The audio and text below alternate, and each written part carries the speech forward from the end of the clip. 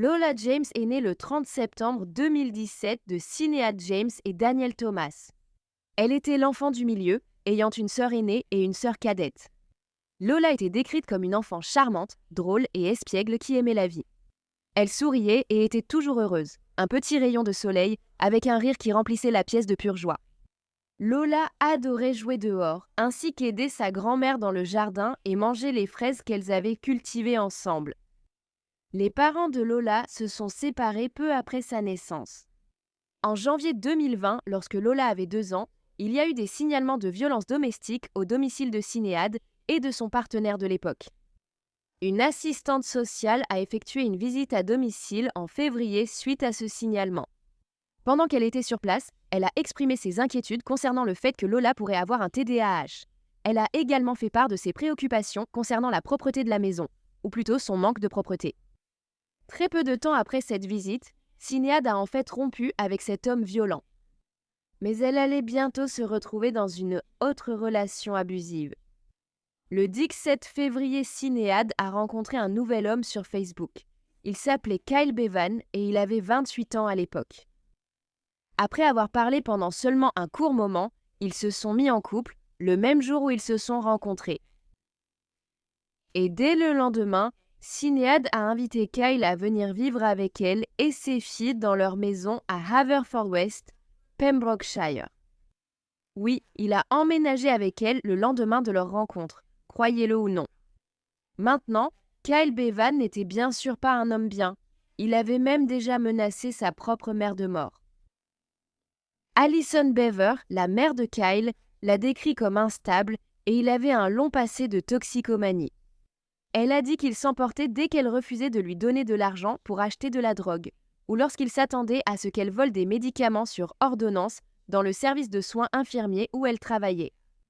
Elle a déclaré que lors de ses accès de violence, il l'avait menacée de mort à 4 ou 5 reprises. Donc, Kyle Bevan se décrit lui-même comme un accro au spice, qui est une version synthétique du cannabis. Cependant, c'est plus dangereux que le cannabis, qui est relativement inoffensif. Les effets du spice peuvent inclure la paranoïa, des crises d'épilepsie, des pensées suicidaires, la psychose et bien d'autres encore. Il aimait aussi abuser des amphétamines, du Xanax et du Valium, et Sinéad participait à la consommation d'amphétamines avec lui. Donc, Kyle était un gars à qui on ne ferait certainement pas confiance, surtout après ne l'avoir connu qu'une seule journée. Rien qu'en regardant cet homme, je peux vous dire tout de suite que je ne voudrais pas de lui chez moi. Même pas pour une visite, encore moins pour qu'il emménage. Les choses ont mal tourné très vite. Il y a eu plusieurs messages Facebook échangés entre Sinéad et Kyle où ils discutaient des blessures de Lola pendant qu'elle était sous la garde de Kyle. Un jour, il a dit à Sinéad dans un message que Lola était tombée de son lit à barreaux.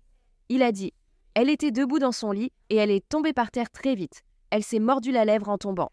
J'ai essayé de l'aider, mais elle s'est mise à hurler. » Un autre message disait « Lola doit s'habituer à moi, chérie. Je ne suis pas le diable. » J'adore cette petite fille. Mais Lola a été blessée plusieurs fois au cours des mois suivants. Des bleus, y compris autour des yeux, une coupure sur l'arête du nez et un saignement de nez. Mais à chaque fois, Kyle avait une excuse pour ça. Et Sinéad, même après avoir vu comment il pouvait se mettre en colère, le croyait toujours. L'une des fois où Sinéad a été témoin de la colère et de la violence excessive de Kyle, c'était lorsqu'il était sous l'influence de diverses drogues, comme d'habitude, le 14 mai 2020 à Slick. Et il a pris un marteau et a commencé à tout casser dans la maison. Pendant cette crise de violence, il a donné un coup de tête à Sinéad et lui a ébréché une dent. Sinéad a pu emmener ses 3 filles et s'enfuir chez son ami jusqu'à ce que les choses se calment à nouveau. Kyle s'est excusé auprès de Sinéad, disant qu'il se sentait comme un monstre. Il était tellement désolé et il a promis qu'il allait changer. Alors, même après cette attaque violente, Sinéad l'a cru et a décidé de rester avec Kyle. Et le 7 juillet 2020, en colère et sous l'emprise de drogue, encore une fois, Kyle a poussé la poussette de la petite sœur de Lola sur la route avec la fillette dedans. Mais heureusement, elle n'a pas été blessée. Et oui, Sinéad a continué à le voir, même après ça. Environ une semaine plus tard, Le 16 juillet, Sinéad a finalement commencé à se méfier des blessures qui apparaissaient sur Lola, ainsi que sur une de ses autres sœurs lorsqu'elles étaient sous la garde de Kyle. La veille, c'est là que Lola avait eu des bleus autour des yeux et Kyle avait simplement donné l'explication suivante: elle est tombée de la table basse. Donc, méfiante, Sinéad a demandé à Kyle sa date de naissance afin de pouvoir faire une vérification selon la loi Claire, mais il a refusé. Et une vérification selon la loi Claire signifie que n'importe quel membre du public peut demander à la police un rapport sur les antécédents criminels de son partenaire et le recevoir. Donc, Sinéad ne lui faisait clairement pas confiance et il a refusé de lui donner sa date de naissance. Je ne comprends même pas comment on peut sortir avec quelqu'un et vivre dans la même maison pendant 5 mois sans connaître sa date d'anniversaire. Mais la question est donc, pourquoi a-t-il été autorisé à rester dans la maison avec ses enfants? Le même jour, le 16 juillet, Sinéad est allée se coucher entre 19h et 20h et elle a laissé Lola en bas avec Kyle. Oui, le même jour où il a refusé de donner sa date de naissance pour une vérification selon la loi de Claire, et le lendemain du jour où elle avait des ecchymoses autour des yeux, elle a laissé sa fille avec Kyle. Bon choix. Kyle dira plus tard que lui et Lola sont restés éveillés tard à prendre des photos avec des filtres Snapchat. Et ensuite, il l'a couchée plus tard dans la nuit.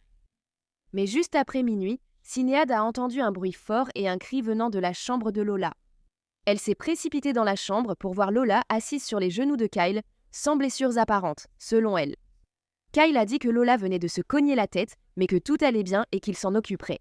Alors Sinéad est retournée se coucher. Pas de questions supplémentaires. Quelques heures plus tard, vers 7h30 du matin, Sinéad a été réveillée par Kyle, qui a affirmé que Lola était tombée dans les escaliers et il a montré à Sinéad un morceau de la langue de la petite fille sur son doigt. Sinéad s'est précipitée dans le salon et a trouvé Lola allongée sur le canapé, inconsciente, mais respirant encore. Kyle a alors décidé d'appeler sa mère, à qui il avait déjà parlé plus tôt dans la journée, et lui a demandé si elle pouvait appeler le 911 parce qu'il n'y arrivait pas, et il avait déjà dit à Sinéad qu'il l'avait fait. Sinéad a également passé un appel au service d'urgence à peu près au même moment. Voici l'appel d'urgence d'Alison Beaver, ainsi que celui de Sinéad. La patiente, attendez. Non, une fillette de 2 ans est tombée dans les escaliers. Inconsciente, ils ne parviennent pas à la réveiller. D'accord, expliquez-moi ce qui s'est passé. Une petite fille de 2 ans, elle a un TDAH. Elle est tombée du haut jusqu'en bas des escaliers. Ils n'arrivent pas à la réveiller, elle s'est mordue la langue car ils ignorent si elle a convulsé. Elle reste toute molle, impossible à réveiller. Et vous n'êtes pas avec une patiente en ce moment? Je ne suis pas avec une patiente. Ils ont essayé? Ils viennent de m'appeler parce que j'ai du crédit sur mon téléphone pour appeler une ambulance maintenant, c'est ce qu'ils ont dit. Ils peuvent appeler sans crédit. Ils n'ont pas besoin de crédit pour appeler une ambulance. Je ne pense pas qu'ils puissent, donc... Et quand est-ce que c'est arrivé? Ce matin, je ne connais pas l'heure exacte. Ça a dû arriver à l'instant parce qu'ils sont les... Qu'est-ce qui a causé la chute? L'enfant s'est réveillée et elle est tombée dans les escaliers. Apparemment... Y a-t-il des saignements importants? Non, c'est juste une grosse bosse sur la tête. Le patient est-il réveillé? Non, elle ne l'est pas. Pas réveillée. Elle n'aura que 2 ans. Explique-moi ce qui s'est passé là-bas. Allez, ma grande, debout. Qui est avec toi? D'accord. Elle est tombée dans les escaliers, tu sais. Du haut des escaliers jusqu'en bas. Et toute sa tête est enflée. Et elle s'est mordu le bout de la langue jusqu'à l'arracher, n'est-ce pas? D'accord.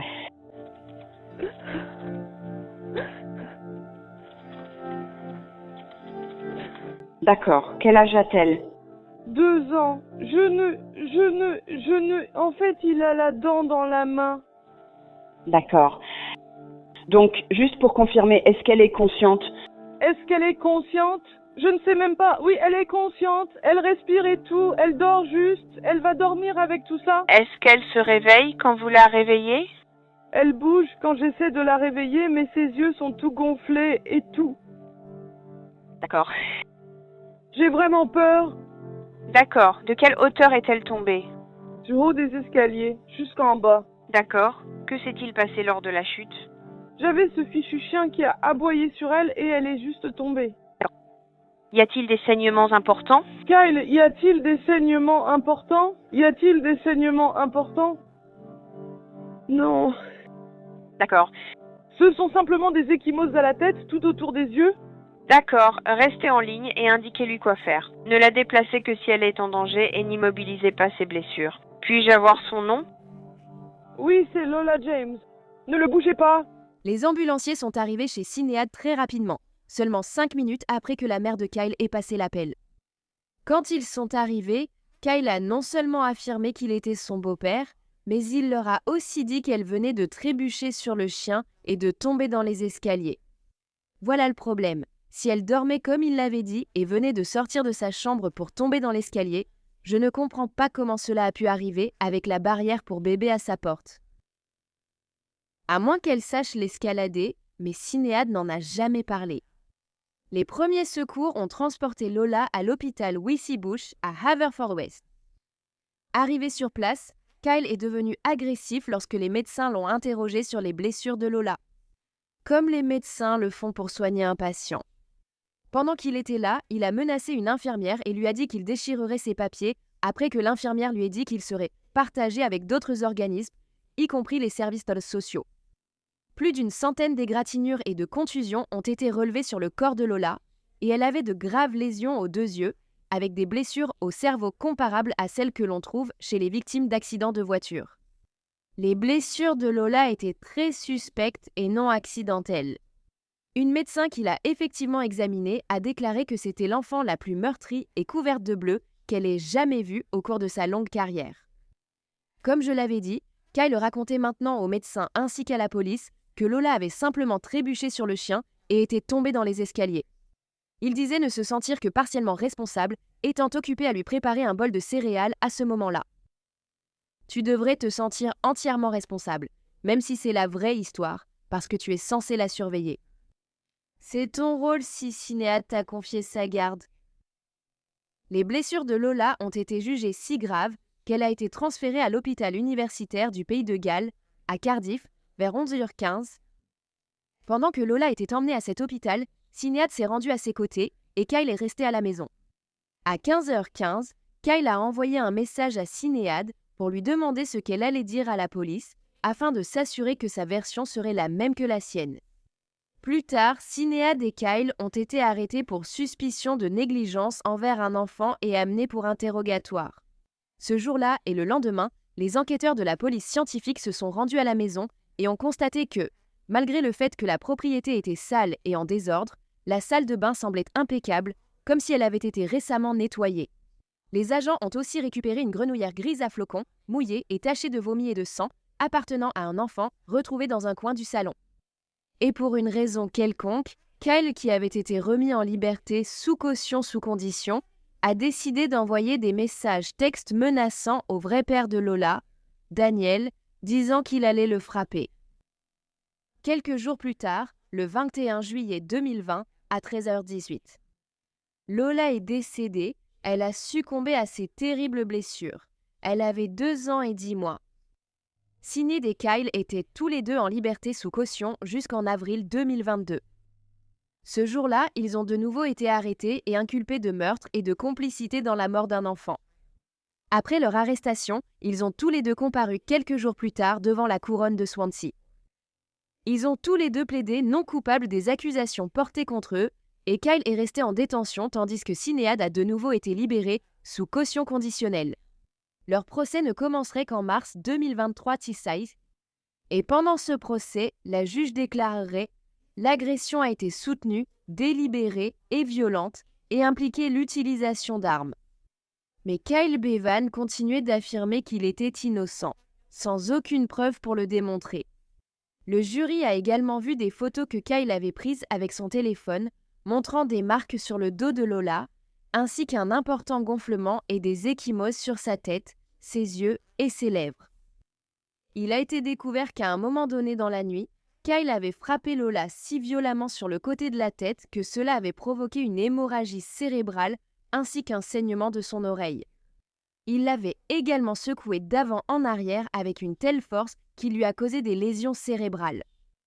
Et il a également été révélé au tribunal qu'au lieu d'appeler immédiatement une ambulance pour tenter de sauver la vie de la fillette, Kyle avait essayé de dissimuler ses actes.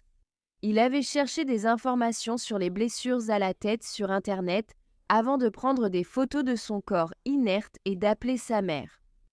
À 4h26 du matin, le 17 juillet, le jour où Lola avait été emmenée à l'hôpital, Kyle avait pris des photos des blessures sur son dos et à ce moment-là, elle était encore consciente et debout. Puis, à 6h37 du matin, il avait pris une capture d'écran d'un site web lui donnant des instructions claires selon lesquelles il devait demander une aide médicale d'urgence si un enfant présentait des symptômes tels que des ecchymoses ou un gonflement excessif et ou une perte de conscience. À 6h40 du matin, Kyle a appelé sa mère, mais elle n'a pas répondu. Il affirme qu'il l'a appelée parce qu'elle est infirmière. Mais en réalité, la mère de Kyle est une aide-soignante sans formation médicale. Il a continué à essayer de contacter sa mère et lui a même envoyé des photos de Lola. Lorsqu'elle les a finalement reçues, elle a insisté pour que Kyle emmène la petite fille à l'hôpital immédiatement. Kyle avait également envoyé une vidéo troublante à sa mère. On le voyait soulever le corps inerte de Lola et essayer de la faire tenir debout avant de la lâcher, et elle s'effondrait au sol. Il dit ensuite à la caméra « Elle est partie, elle est partie ». Sa mère n'a jamais regardé la vidéo et ne l'a toujours pas fait. Kyle montrait plus tard certaines de ses photos à différentes personnes et faisait comme s'il en était fier. Le matin où Lola était allée à l'hôpital, lorsque la police est arrivée vers 11h, au début, Kyle a même essayé de ne pas les laisser entrer dans la maison. Et quand ils ont finalement réussi à entrer, il était en train de passer l'aspirateur, comme s'il essayait d'éliminer le plus de preuves médico-légales possibles. L'accusation a déclaré que la salle de bain impeccable, ainsi que le pyjama ensanglanté qu'ils ont trouvé, étaient la preuve évidente que Kyle essayait de dissimuler ses traces. La couette de Lola présentait également une grande tache brune et une tache jaune croûteuse, supposée être du vomi, ainsi que de l'urine.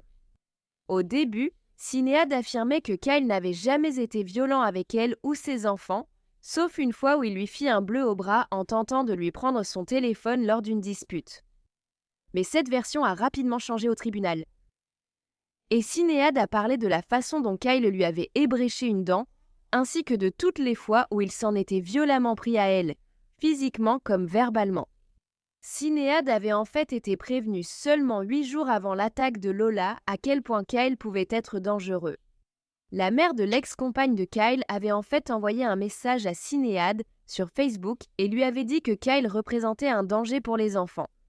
Elle a dit craindre pour les enfants de Sinéad lorsqu'ils étaient avec lui.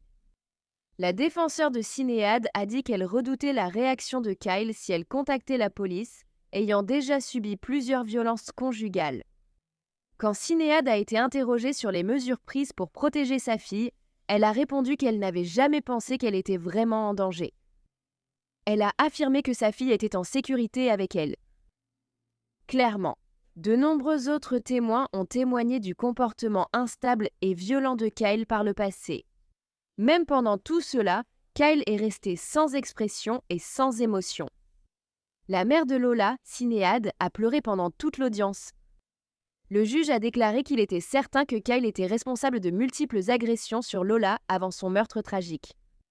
Il a aussi affirmé que Lola aurait dû être en sécurité chez elle, entourée de personnes de confiance. Mais au lieu de cela, sa mère, Sinéad James, a laissé entrer un homme violent et destructeur dans leur vie et a failli à son devoir de protéger Lola du danger. Sinéad savait très bien que Kyle représentait un danger, mais elle a choisi délibérément de le garder dans sa vie. Le 4 avril 2023, après 10 heures de délibération, le jury a rendu son verdict et a déclaré Kyle Bevan coupable de meurtre et Sinéad James coupable d'avoir causé ou permis la mort de Lola. La grand-mère de Lola ainsi que son père biologique ont tous deux fait des déclarations bouleversantes sur les conséquences du drame avant le prononcé de la sentence. La grand-mère de Lola a exigé que Kyle la regarde avant qu'elle ne commence à lire sa déclaration. Elle a dit « Kyle, tu as pris la vie de ma petite fille, si jeune et innocente. En même temps, tu as pris bien plus que tu ne peux l'imaginer. Tu as tué ma Lola et tu as brisé sa famille. J'espère qu'avec le temps, tu comprendras ce que tu as fait. » En tant que parent, j'espérais seulement que Lola grandisse heureuse, en bonne santé, et qu'elle ait le courage de croire qu'elle pouvait tout accomplir. Mais cela n'arrivera jamais. Lola n'est pas simplement morte, elle ne m'a pas seulement été enlevée de la pire façon possible. Elle a été brutalement attaquée. Son petit corps a été sauvagement mutilé de la manière la plus cruelle qui soit. Elle n'avait aucune chance. La petite vie de Lola a été remplie de saleté et de chaos à cause de sa mère, qui n'a même pas pu lui offrir la sécurité de base dans sa propre maison. La culpabilité que je ressens vit en moi et ne me quittera jamais, tout comme le souvenir de Lola allongée sur un lit d'hôpital, se battant pour rester en vie, restera toujours avec moi. Il ne me reste que la culpabilité, le chagrin, la douleur et le tourment. La grand-mère de Lola devait faire du babysitting la nuit de l'attaque violente, mais elle ne se sentait pas bien. Pour cette raison, elle se reproche en partie ce qui est arrivé à la petite Lola. Levez-vous, Carpet. Pour le meurtre de Lola James, je vous condamne à la réclusion à perpétuité avec une peine minimale de 28 ans, moins 368 jours déjà passés en détention provisoire. Vous pouvez descendre. Levez-vous, cinéaste James. Pour avoir permis la mort de Lola James, je vous condamne à 6 ans d'emprisonnement. Vous purgerez la moitié de cette peine, soit 3 ans, avant d'être libéré sous condition. Vous pouvez descendre, vous pouvez descendre. Les funérailles de Lola James ont eu lieu le 15 septembre 2020 à Saint-David, dans l'église Saint-Patrick à Haverfordwest. Lola a ensuite traversé Milford Haven en calèche jusqu'au cimetière de Thornton. Sa famille a demandé aux gens d'applaudir, d'acclamer ou de lâcher un ballon pour célébrer la vie de la petite fille.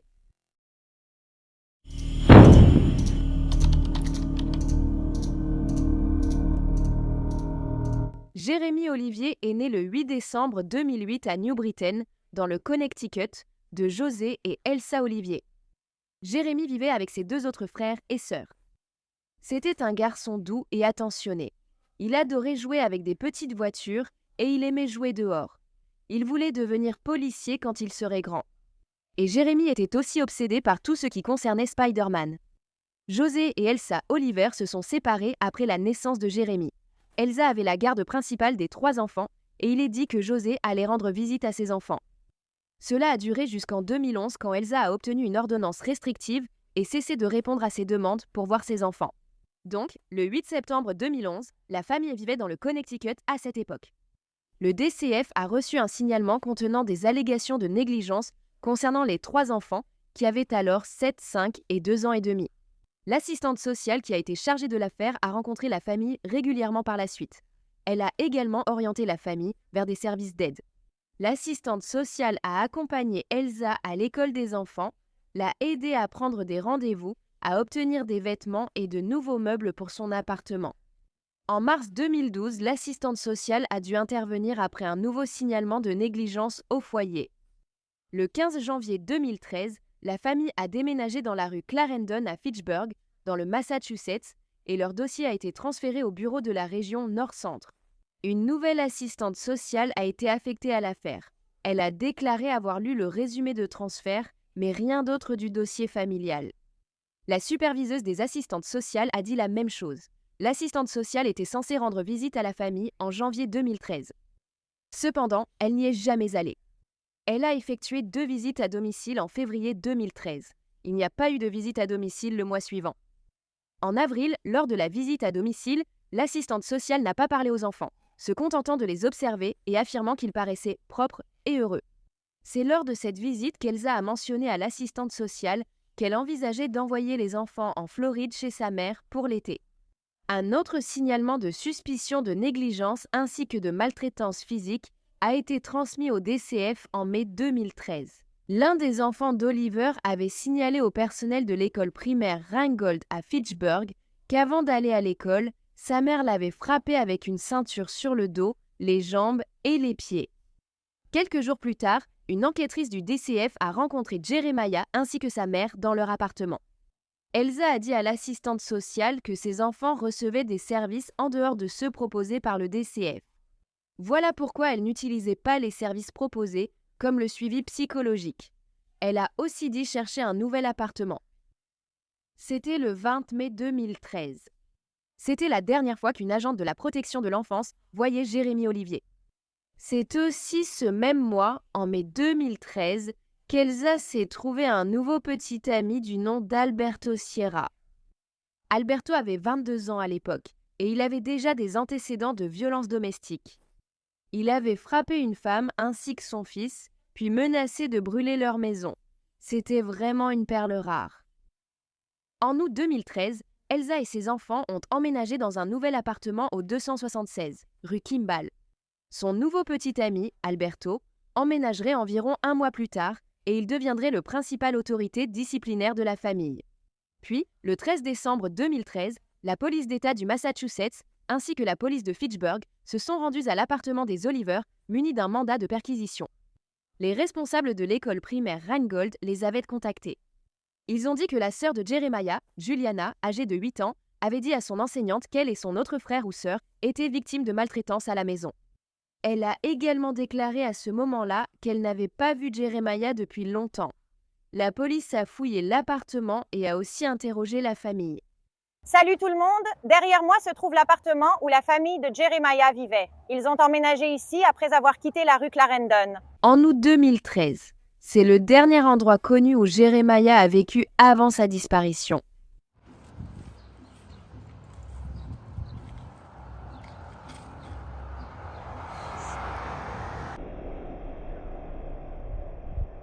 À cette époque, Elsa a dit à la police que Jeremiah vivait en fait en Floride avec des membres de sa famille. Mais lorsque la police a contacté ces membres de la famille, ils ont dit que Jeremiah n'était pas là-bas. Et ils ont dit que la dernière fois qu'ils avaient réellement vu Jeremiah, c'était le 14 septembre, 3 mois avant que sa sœur n'en parle à son enseignante. Un juge a ordonné à Elsa de présenter Jeremiah devant lui dans les 3 jours suivants. Cependant, après les 3 jours, le 16 décembre, Elsa n'avait pas réussi à présenter Jeremiah. Elle a alors été placée en état d'arrestation et accusée de 2 chefs de mise en danger imprudente d'un enfant et de 2 chefs de complicité après les faits. Alberto a été arrêté et inculpé de 2 chefs d'agression et de coups et blessures avec une arme dangereuse, un couteau, ainsi que de 2 chefs d'agression et de coups et blessures sur un enfant ayant causé des blessures corporelles. Alberto se serait rué sur Jeremiah et l'un de ses frères et sœurs et les aurait attaqués avec un couteau. Les 2 autres frères et sœurs de Jeremiah, jusque-là gardés par Elsa, ont été confiés au service de protection de l'enfance. La police considérait cela comme un homicide.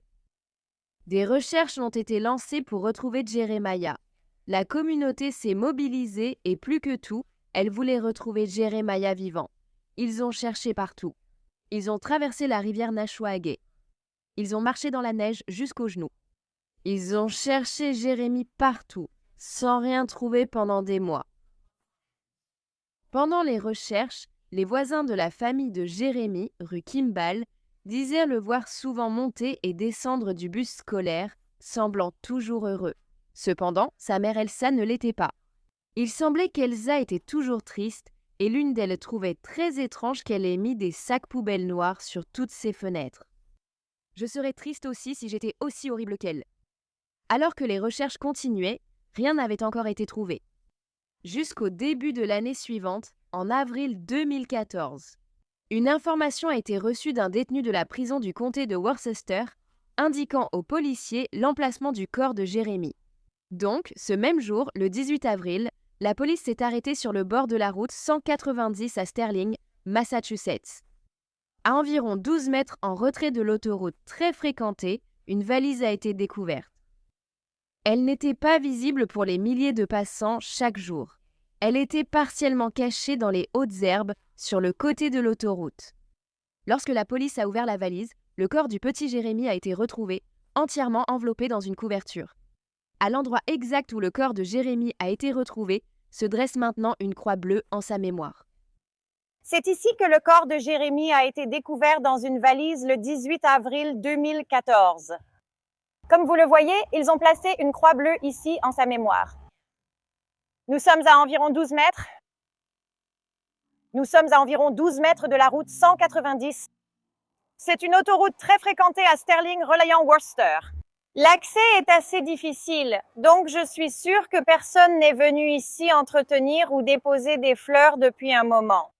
Maintenant que l'affaire a été rouverte, je m'attends à ce qu'ils viennent probablement ici pour le repeindre et mettre des fleurs, j'espère. Oui, on dirait même qu'il y avait un petit drapeau qui a peut-être été emporté.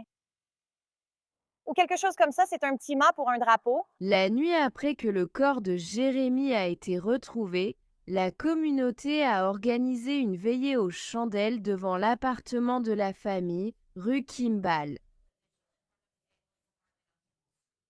Des centaines de personnes sont venues déposer des fleurs, des ballons et des peluches pour lui. La communauté était dévastée que Jérémie n'ait pas été retrouvé vivant.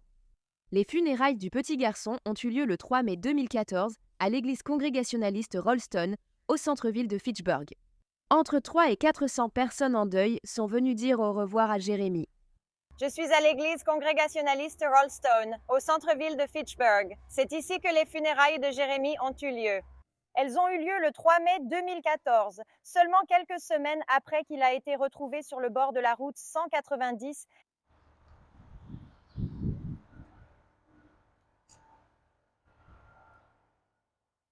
Le père biologique de Jérémie, José Oliver, a prononcé un discours émouvant devant l'église. Il a demandé pardon à son fils de ne pas avoir été là pour lui. Et il a également félicité sa fille, Juliana, d'avoir été l'héroïne de Jérémie.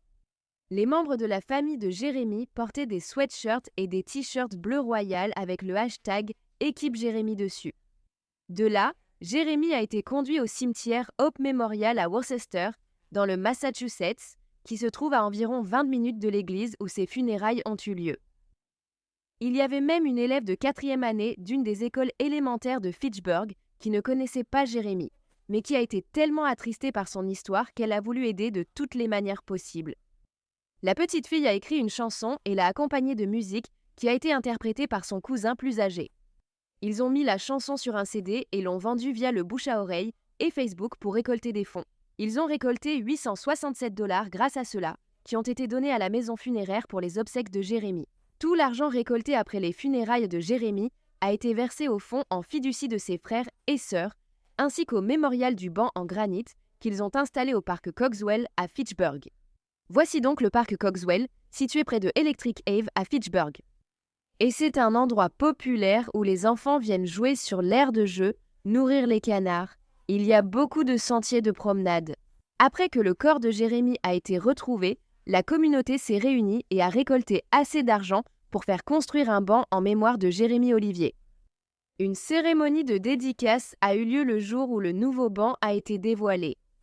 Il a été installé dans l'aire de jeu pour enfants ici, au parc Cogswell, où il se trouve encore aujourd'hui. José Olivier avait en fait déposé une demande de garde pour ses 2 autres enfants environ 1 mois après qu'Elsa n'ait pas présenté Jérémie au tribunal. Il a dit « Ne me jugez pas sur mon passé, je peux être un père pour mes enfants ». Quelques jours plus tard, il a été arrêté en tentant de vendre de l'héroïne. Les 2 enfants ont été placés en foyer d'accueil. Elsa et Alberto ont été inculpés en 2014 pour enlèvement, agression et coups et blessures avec une arme dangereuse, ainsi que pour mise en danger imprudente. Ils ont tous les 2 plaidé non coupables. La police de Fitchburg a commencé à interroger les tatoueurs locaux car ils avaient vu qu'Elsa s'était récemment fait tatouer un nouveau papillon. Avec la date du 25 septembre 2013 dessus, ce qui était très proche du dernier jour où la famille élargie de Jérémie a dit l'avoir vu. Ils étaient donc curieux de savoir si elle avait expliqué à l'un des tatoueurs locaux la signification de cette date. Cependant, après avoir interrogé plusieurs salons de tatouage dans la région, la police n'a rien pu trouver. Ce n'est qu'en février 2016, presque 2 ans plus tard, que la mort de Jérémie a finalement été considérée comme un homicide. Le bureau du médecin légiste en chef a déterminé que la cause du décès de Jérémie était des violences homicidaires, mais il n'a pas pu préciser exactement en quoi cela consistait. Elsa Olivier a plaidé coupable aux accusations d'agression et de coups et blessures sur enfant, ainsi que de mise en danger imprudente d'un enfant, en août 2017. Elle a été condamnée à 7 ans et demi de prison. Avant sa condamnation, Alberto a également reçu une peine. Il devait purger une peine de 6 à 7 ans pour avoir agressé Elsa, ainsi que les frères et sœurs de Jérémie. Il avait également été accusé d'enlèvement et d'agression sur Jérémie. Cependant, les procureurs ont abandonné ces accusations, mais pour une bonne raison. C'était pour éviter que la règle de la double incrimination empêche une future poursuite pour meurtre. L'amie d'Elsa, Kaylee Tybalt, a également été condamnée en décembre 2018 pour avoir menti à la police lors d'une enquête. Les relevés téléphoniques ont montré qu'elle avait commis un parjure devant un grand jury. Elle a écopé d'une année de probation. Christian Sierra, le frère d'Alberto, a également plaidé coupable des mêmes accusations quelques mois plus tard. Il a été condamné à 2 ans et demi de prison, mais n'a purgé que 135 jours. Les accusations contre eux porteraient principalement sur des tentatives de dissimuler des communications entre Elsa et Alberto, plusieurs mois après la dernière apparition de Jérémy. La Ligue américaine pour le bien-être des enfants a enquêté sur le DCF concernant la disparition de Jérémy puis sa mort. Ils ont déclaré que, bien qu'il existe des preuves importantes que certains membres du personnel du DCF n'ont pas fait leur travail, il n'y a pas de preuve que les actions et les manquements du DCF aient causé la mort de Jérémy. Plusieurs employés du DCF liés au dossier de Jérémy ont été licenciés. Après la révélation, de nombreuses visites et rendez-vous avaient été manqués. L'assistante sociale chargée de son dossier avait en réalité manqué 8 visites mensuelles obligatoires auprès de la famille. Dans le Massachusetts, une visite à domicile mensuelle est obligatoire lors de l'ouverture d'un dossier. Ils en ont manqué 8, mais cette fois, c'est l'employé du DCF, pas la famille, qui était absente. Cela aurait entraîné des changements opérationnels au sein du DCF, ainsi que le licenciement de son assistante sociale, de 2 superviseurs et la démission de la commissaire du DCF de l'époque. Cependant, aucune accusation criminelle n'a été portée contre un employé du DCF. Quoi de neuf? Il y a eu 3 autres décès d'enfants dans le centre du Massachusetts au cours des 3 années précédant la disparition de Jérémy, qui recevait soit des services, soit était sous la garde du DCF à ce moment-là. Il y avait aussi 2 autres enfants qui ont été grièvement blessés. Alberto, Sierra et Elsa Olivier ont tous été libérés de prison en vain. Ils avaient tous deux bénéficié d'une réduction de peine grâce à leurs aveux de culpabilité. Alberto a été un homme libre pendant presque 3 ans avant qu'il ne l'arrête finalement le 18 mai de cette année, 23. Au moment de son arrestation, Alberto vivait avec son père. Son père a dit qu'il était dans une nouvelle relation qui était très saine et qui n'avait aucun des traits toxiques liés à ses précédentes relations. D'accord. Ce qui n'explique pas pourquoi il avait aussi, au 18 mai, 4 ordonnances d'éloignement à son encontre. Alberto a été inculpé par un grand jury pour un chef d'accusation de meurtre et un autre chef d'accusation d'exhumation de corps, c'est-à-dire de déterrer un corps. Alberto, bien sûr, a plaidé non coupable aux 2 chefs d'accusation. L'avocat de la défense d'Alberto Sierra a demandé que sa caution ne dépasse pas 20 000 $. Elle a dit qu'il souffrait de polyarthrite rhumatoïde et qu'il participait à un essai clinique, donc elle a expliqué qu'il n'allait pas pouvoir avoir accès à ces médicaments. La juge a dit que, bien qu'elle comprenne la gravité de son état de santé, elle savait aussi qu'il pourrait absolument recevoir ces médicaments dans un établissement pénitentiaire. Par conséquent, elle a dit « pas de caution ». Ce même jour, on a enfin révélé davantage de l'histoire de Jérémy. Lorsqu'il est mort, Jérémy, qui avait 5 ans, essayait simplement de protéger sa mère. Sa mère, celle qui lui a fait tant de mal, qui l'a blessé. Il est mort en essayant de la protéger.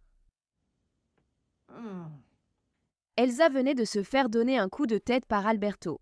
Elle saignait et est allée à la salle de bain pour se nettoyer. Pendant ce temps, Jérémy est sorti en courant du placard de la cuisine, le placard dans lequel il vivait et dormait grâce à Alberto. Il a crié « Ne touche pas à ma maman !» avant qu'Alberto ne l'attrape par la tête et ne plaque le petit Jérémy sur le sol dur et carrelé de la cuisine. Après cela, il ne bougeait plus. Alberto a pris son corps et l'a remis dans le placard de la cuisine. Le lendemain, quand Elsa et Alberto ont regardé dans le placard, Jérémy ne bougeait toujours pas et ne respirait plus à ce moment-là. Ils ont mis son corps dans une valise, l'ont enterré, puis déplacé à divers endroits. Chaque fois qu'Alberto devenait nerveux à l'idée que la police allait le retrouver ou que quelqu'un qui le cherchait allait trouver le corps, il le déterrait et le déplaçait à nouveau.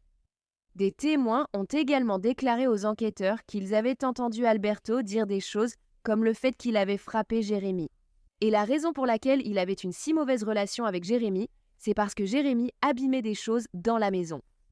Donc, les objets sont plus importants pour Alberto que la vie humaine. Ouais.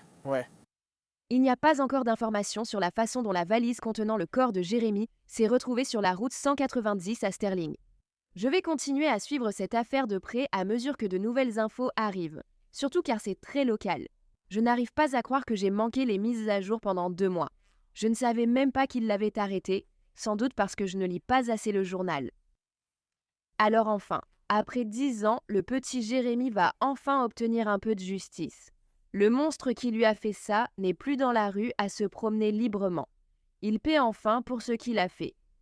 Et quand son procès aura lieu, j'espère qu'il sera condamné à perpétuité. Désolé, pas de peine de mort au Massachusetts. Les excuses semblaient être exactement cela, des excuses le week-end dernier quand Sophia a été transportée à l'hôpital inconsciente. On me disait qu'elle s'étouffait en dormant avec de la nourriture, du beurre de cacahuète et de la confiture. Mais les médecins ont dit que Sophia avait des saignements au cerveau et d'autres blessures. La police d'Exeter considère maintenant sa mort comme un meurtre.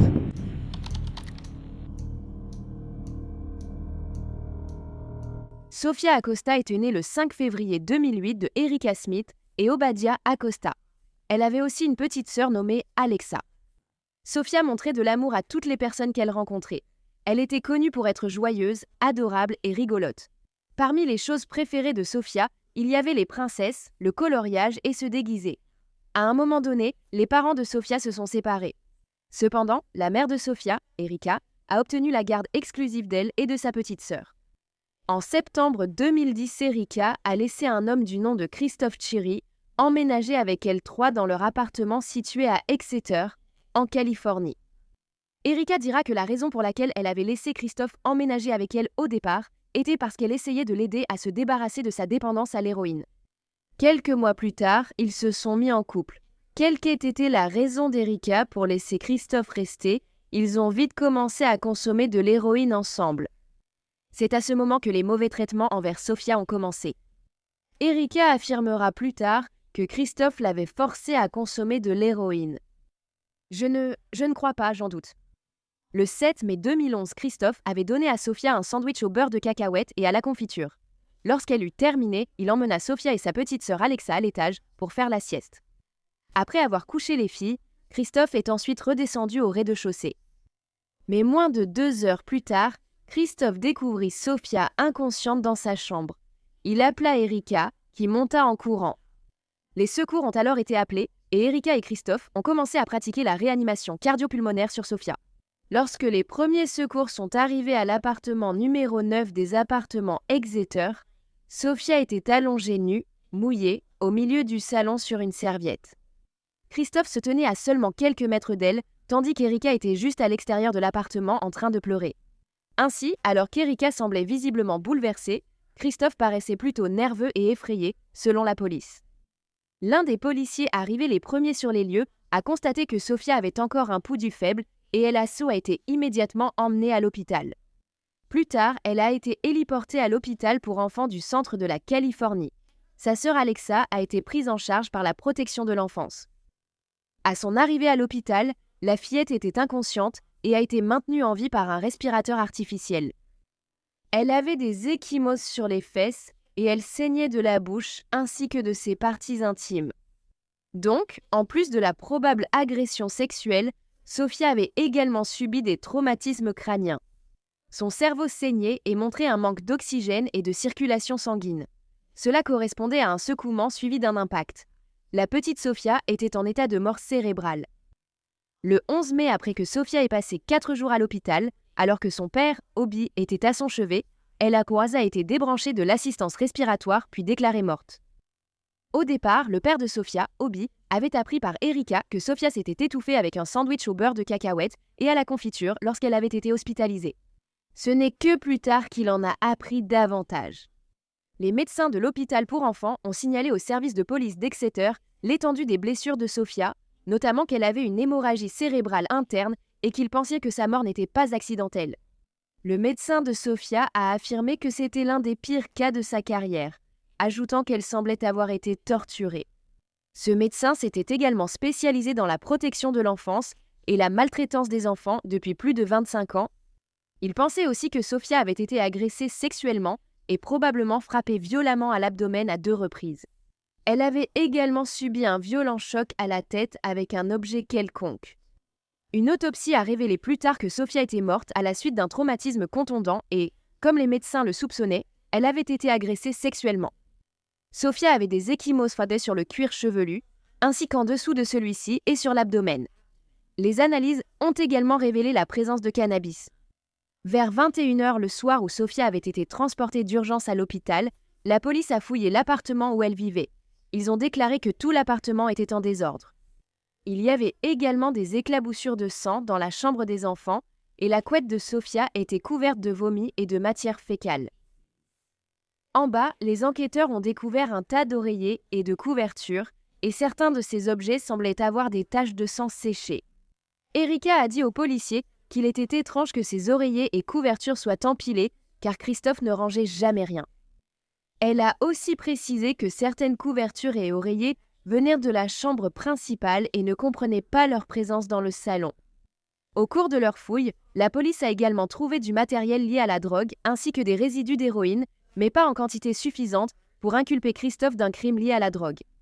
Christophe et Erika avaient été emmenés au poste de police et interrogés dans la nuit du 7 mai. Lorsque la police a parlé avec Erika, elle a déclaré qu'après le déjeuner ce jour-là, Christophe avait emmené Sofia et sa sœur Alexa à l'étage pour faire une sieste. Christophe serait ensuite redescendu. Cependant, il serait monté 2 autres fois à l'étage parce qu'il disait avoir entendu du bruit. La deuxième fois qu'il est monté, il a appelé Erika, disant qu'il y avait un problème avec Sofia. Elle a couru à l'étage et a vu Sofia allongée par terre avec un seul œil ouvert. Ils ont mis Sofia dans la baignoire d'eau froide pour tenter de la ranimer. Erika a également appelé le 911 à ce moment-là et toutes les deux ont tenté de faire un massage cardiaque à Sofia. Lorsqu'un détective a interrogé Erika sur les ecchymoses près des fesses de Sofia, elle a expliqué que Sofia était tombée dans les escaliers et avait atterri sur des blocs de construction plus tôt dans la journée. Elle n'était pas à la maison. C'est Christophe qui l'a surveillée à ce moment-là. Erika était en fait allée au magasin Save Mart vers 8h30 du matin pour chercher de la monnaie, a-t-elle dit à la police. Quand vint son tour, Christophe a déclaré à la police qu'il était dans le salon avec Erika quand ils ont soudain entendu un bruit sourd à l'étage. Après qu'ils soient tous les deux montés en courant dans la chambre de Sofia, Christophe a dit qu'il l'avait trouvée allongée par terre en culotte et en t-shirt, enveloppée dans sa couverture, couverte de vomi. Il a dit qu'elle ne respirait pas, semblait gonflée, alors il a pressé son ventre plusieurs fois et un peu de vomi est sorti. Christophe a dit aux policiers qu'il avait ensuite pris Sofia dans ses bras et l'avait mise dans une baignoire d'eau froide, essayant de la ranimer. Après cela, il lui a remis ses vêtements, l'a enveloppée dans une serviette et l'a descendue là où elle était allongée dans le salon. Il n'a pas vraiment pu donner une bonne explication quant à l'origine des ecchymoses sur le corps de Sofia, à part peut-être qu'elle était tombée du lit et avait atterri sur certains des jouets qui traînaient. Eh bien, Ken, nous avons rencontré Chris Cherry dans un parc du comté de Tulare. Il craint pour sa sécurité et ne veut pas que quiconque sache où il séjourne. Il voulait raconter sa version de l'histoire.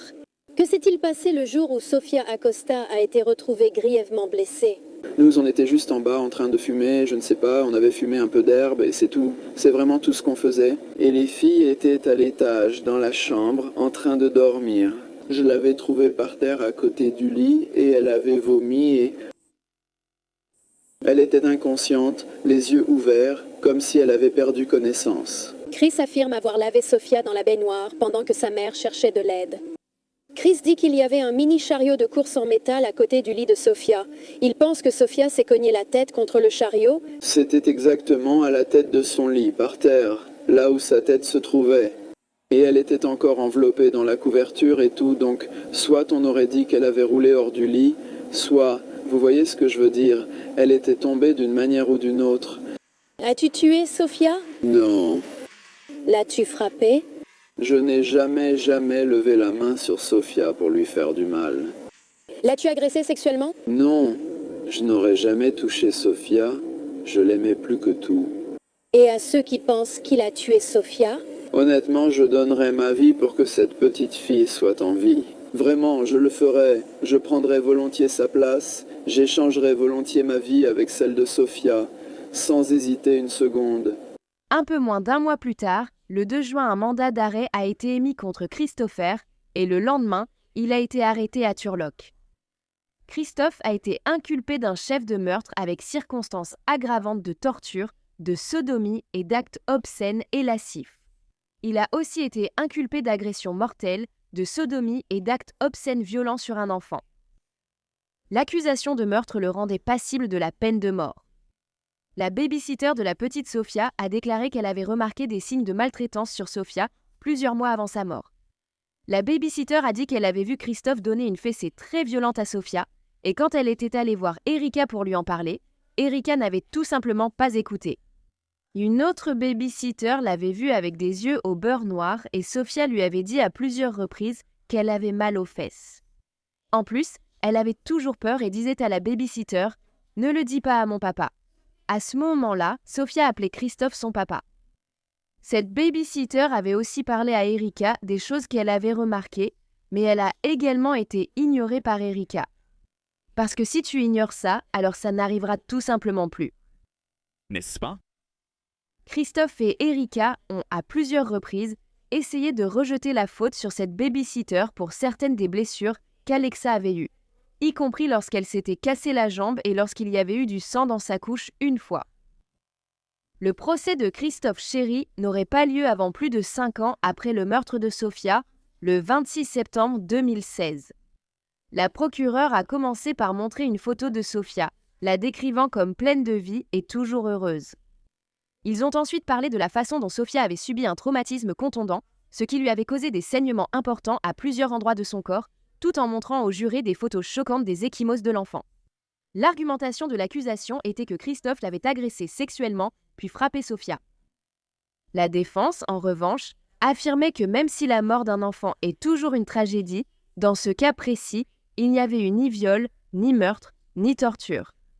Ils ont qualifié le cas de Sofia de mystère médical, car il n'y avait aucune marque de ligature indiquant que quelqu'un l'aurait maintenue, aucune trace de morsure pour se défendre, ni aucune preuve de torture.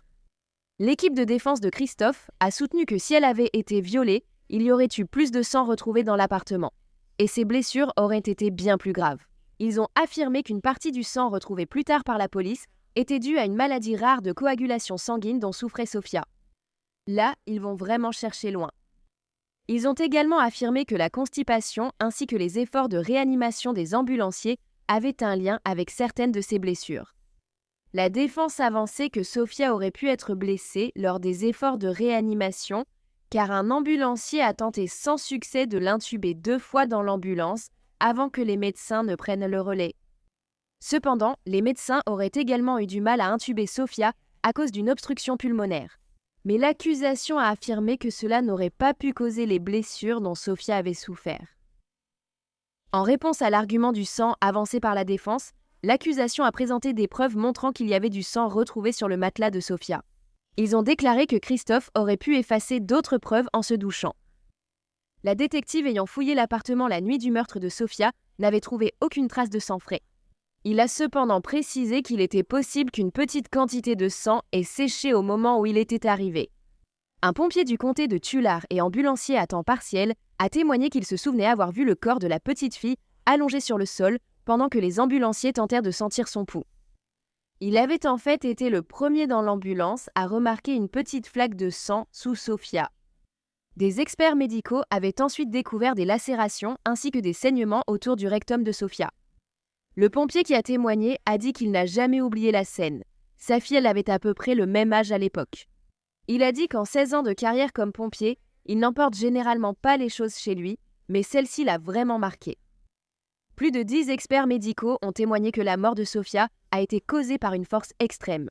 L'un d'eux a déclaré qu'il n'y avait absolument aucune chance sur cette terre que ces blessures aient pu être causées par un trouble de la coagulation sanguine.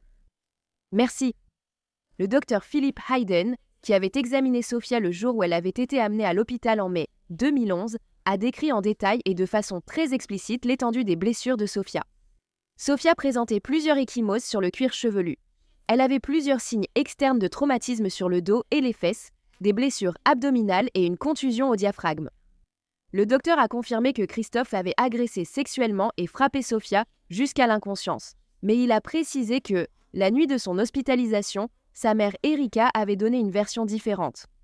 Elle lui avait dit que Sofia était tombée dans les escaliers 2 jours plus tôt puis ce jour-là dans un chariot de course pour enfants. Aucune de ces explications n'avait de lien avec ses blessures, a témoigné le docteur. L'ADN de Christophe a aussi été trouvé sur une jupe de lit dans la chambre de Sofia, mais la défense a expliqué que c'était normal puisque cette chambre lui avait appartenu. La défense a également souligné qu'aucun ADN de Christophe n'avait été retrouvé sur le corps de Sofia et qu'aucun ADN de Sofia n'avait été retrouvé sur le sien. Cependant, il aurait été possible de laver et d'éliminer ces preuves ADN très importantes, et Sofia était complètement trempée lorsque les premiers intervenants sont arrivés. Erika a ensuite témoigné lors du procès de Christophe. Elle a déclaré que son ex-petit ami Christophe était un toxicomane typique, débordant de colère, de violence et de comportements abusifs lorsqu'il avait besoin de sa dose. Elle a dit qu'il l'avait déjà étranglée, plaquée contre un mur, lancé des cadres photos sur elle et proféré des menaces de mort lorsqu'elle lui avait demandé de partir à plusieurs reprises. La première chose dont Erika se souvenait à propos du 7 mai 2011, c'est que Christophe et elle s'étaient disputés, bien qu'elle ait dit ne plus se rappeler la raison de la dispute, ni si cela avait dégénéré physiquement. Mais j'ai l'impression que si cela avait dégénéré physiquement, c'est quelque chose dont on se souviendrait. Donc, à mon avis, elle cache quelque chose à ce sujet. Erika a expliqué que la dispute s'est terminée lorsqu'elle a quitté l'appartement pour chercher de l'héroïne, car Christophe changeait totalement en manque et elle pensait que la drogue arrangerait la situation. Pour obtenir ces drogues, Erika a pris 2 bus jusqu'à Visalia. Là-bas, elle a acheté pour 20 à 30 $ d'héroïne. À son retour dans son appartement à Exeter, Erika a monté à l'étage pour vérifier ses 2 filles qui dormaient ensemble dans un lit simple dans leur chambre. Elle a dit qu'elle ne se souvenait pas si Christophe était monté vérifier les filles, mais elle se rappelait avoir regardé un film avec lui. Erika a ensuite témoigné qu'elle avait entendu un bruit sourd venant de la chambre des filles à l'étage, mais elle pensait que Sofia était simplement tombée de son lit. Quand elle est allée voir, Erika a trouvé Sofia allongée nue par terre, même si plus tard elle dira qu'elle portait une culotte. Tout de suite, Erika a remarqué que sa fille était couverte de vomi et elle a dit qu'elle était allée appeler le 911. Après l'appel, elle est montée et a trouvé Christophe lavant Sofia dans la baignoire. Erika a ensuite enveloppé sa fille dans une serviette et l'a emmenée en bas dans le salon. De là, elle est allée chez sa voisine pour lui demander de l'emmener à l'hôpital. Erika reconnaîtra avoir menti lors de son premier interrogatoire par crainte de perdre ses enfants ou d'aller en prison à cause de sa consommation de drogue. On lui a alors demandé si elle avait fait confiance à Christophe avec ses enfants. Elle a répondu qu'elle lui faisait confiance. Elle n'avait rien vu qui prouve le contraire. Pendant son témoignage, la procureure a interrogé Erika au sujet du moment où la petite sœur de Sofia s'était cassé la jambe. C'était en mars 2011 alors qu'elle n'était qu'un nourrisson. Erika a dit que Christophe lui avait raconté à l'époque qu'ils étaient au terrain de jeu et que le bébé s'était tordu la jambe en glissant sur le toboggan. Mais les médecins de l'hôpital qui ont examiné la petite Alexa ont dit que la blessure avait probablement été causée par une chute. Quand Erika a confronté Christophe, il a changé d'histoire et affirmé qu'elle avait en fait été laissée tomber lors d'une fête d'anniversaire. Je ne comprends pas pourquoi Erika aurait cru cela à ce moment-là. Le gardien de l'immeuble où Sofia avait vécu a également témoigné. Il était entré dans l'appartement après le départ de la police pour nettoyer davantage les lieux. Il avait trouvé un emballage de préservatifs ainsi que ce qu'il pensait être un objet sexuel dans la chambre des enfants. Une voisine de l'immeuble a parlé des changements qu'elle avait remarqués à l'époque où Christophe avait emménagé avec Erika et les filles. Elle soupçonnait une consommation de drogue dans l'appartement. Il y avait aussi de nombreuses plaintes de ses voisins concernant le couple et elle a complètement cessé de voir Sofia, Alexa et leur mère.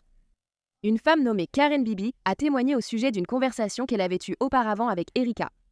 Erika lui avait dit que Christophe la frappait et qu'un jour, il l'avait même poussée contre un mur en la tenant par la gorge. Quand Karen a demandé pourquoi il avait agi ainsi, Erika a répondu que c'était parce que les enfants ne l'appelaient pas papa. Parce qu'ils ont un père et parce que tu es un connard? Je ne sais pas. Lors des plaidoiries finales, la défense de Christophe a demandé au jury de s'en tenir aux faits sans spéculer sur ce qui aurait pu se passer. Mais l'accusation a déclaré que les faits montraient clairement que Christophe avait assassiné Sofia Acosta.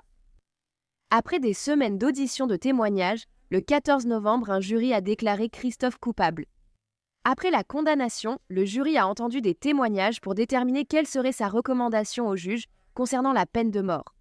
La défense de Christophe soutenait qu'il ne méritait pas la peine de mort car il n'avait jamais eu l'occasion de vivre normalement.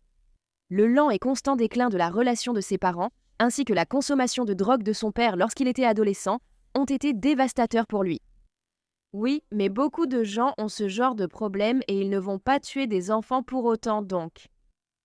À l'âge de 15 ans, Christophe était déjà accro à l'héroïne et il a été laissé seul avec son frère dans un appartement. Pourtant, pendant ces 2000 jours d'incarcération au cours des 5 dernières années et demie, la défense a déclaré que Christophe s'était bien comporté parce que c'était la première fois de sa vie qu'il avait un environnement encadré et structuré. L'accusation a contesté, affirmant que Christophe n'était pas un citoyen modèle en prison. Loin de là. Il avait en fait jeté des excréments sur un autre détenu, avait été surpris avec une aiguille de 5 cm dans sa cellule et avait vu sa peine prolongée de 300 jours en raison de son incapacité à respecter les règles. La preuve la plus accablante a été présentée lors de la condamnation. Il s'agissait d'un appel passé depuis la prison par le père de Christopher, Charles Sherry. Charles a dit à son fils de ne pas sourire au tribunal, même si le jury n'était pas là, parce que la famille de Sophia était toujours présente. La réponse de Christopher, qu'ils aillent se faire voir. Il n'a aucune sympathie et aucun respect pour la famille de Sophia. Absolument aucun. Le jury a rendu sa décision et a recommandé la peine de mort pour Christopher Sherry. Et le juge était d'accord. Il est actuellement dans le couloir de la mort à la prison de San Quentin, Californie. Jacqueline Pérez, une ancienne amie d'Erika, était présente dans la salle d'audience lors du procès. Elle a dit qu'elle n'était plus amie avec Erika et qu'elle pensait qu'Erika devait aussi être tenue responsable de la mort de Sophia. Et je suis d'accord. Le père de Christopher, qui était également dans la salle d'audience, a déclaré par la suite « Ils ont gagné cette partie de la bataille, mais la guerre n'est pas terminée. Je sais que mon fils est innocent et nous continuerons à nous battre pour qu'il ait un procès équitable. » D'accord, bonne chance. Non.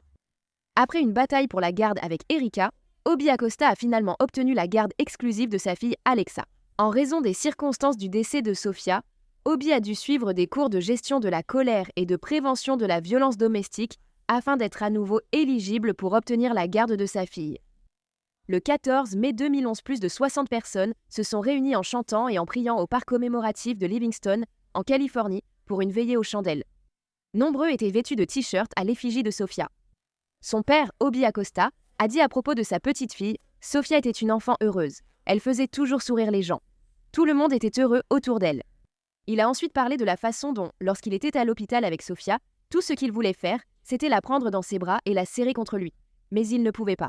Ils lui ont permis de lui tenir la main, et c'est tout. Il y avait aussi un mémorial installé avec des fleurs et des bougies au parc Triangle pour Sophia. Le 24 mai 2011, des dizaines de personnes en deuil se sont rassemblées à la maison funéraire Ivers et Alcorn pour dire au revoir à Sophia Acosta. Lors de la cérémonie, des chansons ont été chantées et la famille a relâché des colombes blanches. Sophia a ensuite été enterrée au cimetière de Winton.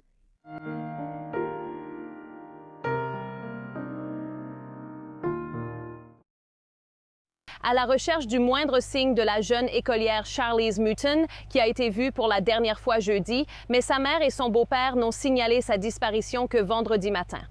On pense que la fillette de 9 ans est venue ici, dans les Montagnes Bleues, pour des vacances depuis le Queensland et séjournait dans le domaine familial du fiancé de sa mère, qui est également un lieu très prisé pour les mariages. Des voisins ont déclaré aux enquêteurs avoir vu une voiture quitter la résidence tôt vendredi matin sans ses phares allumés.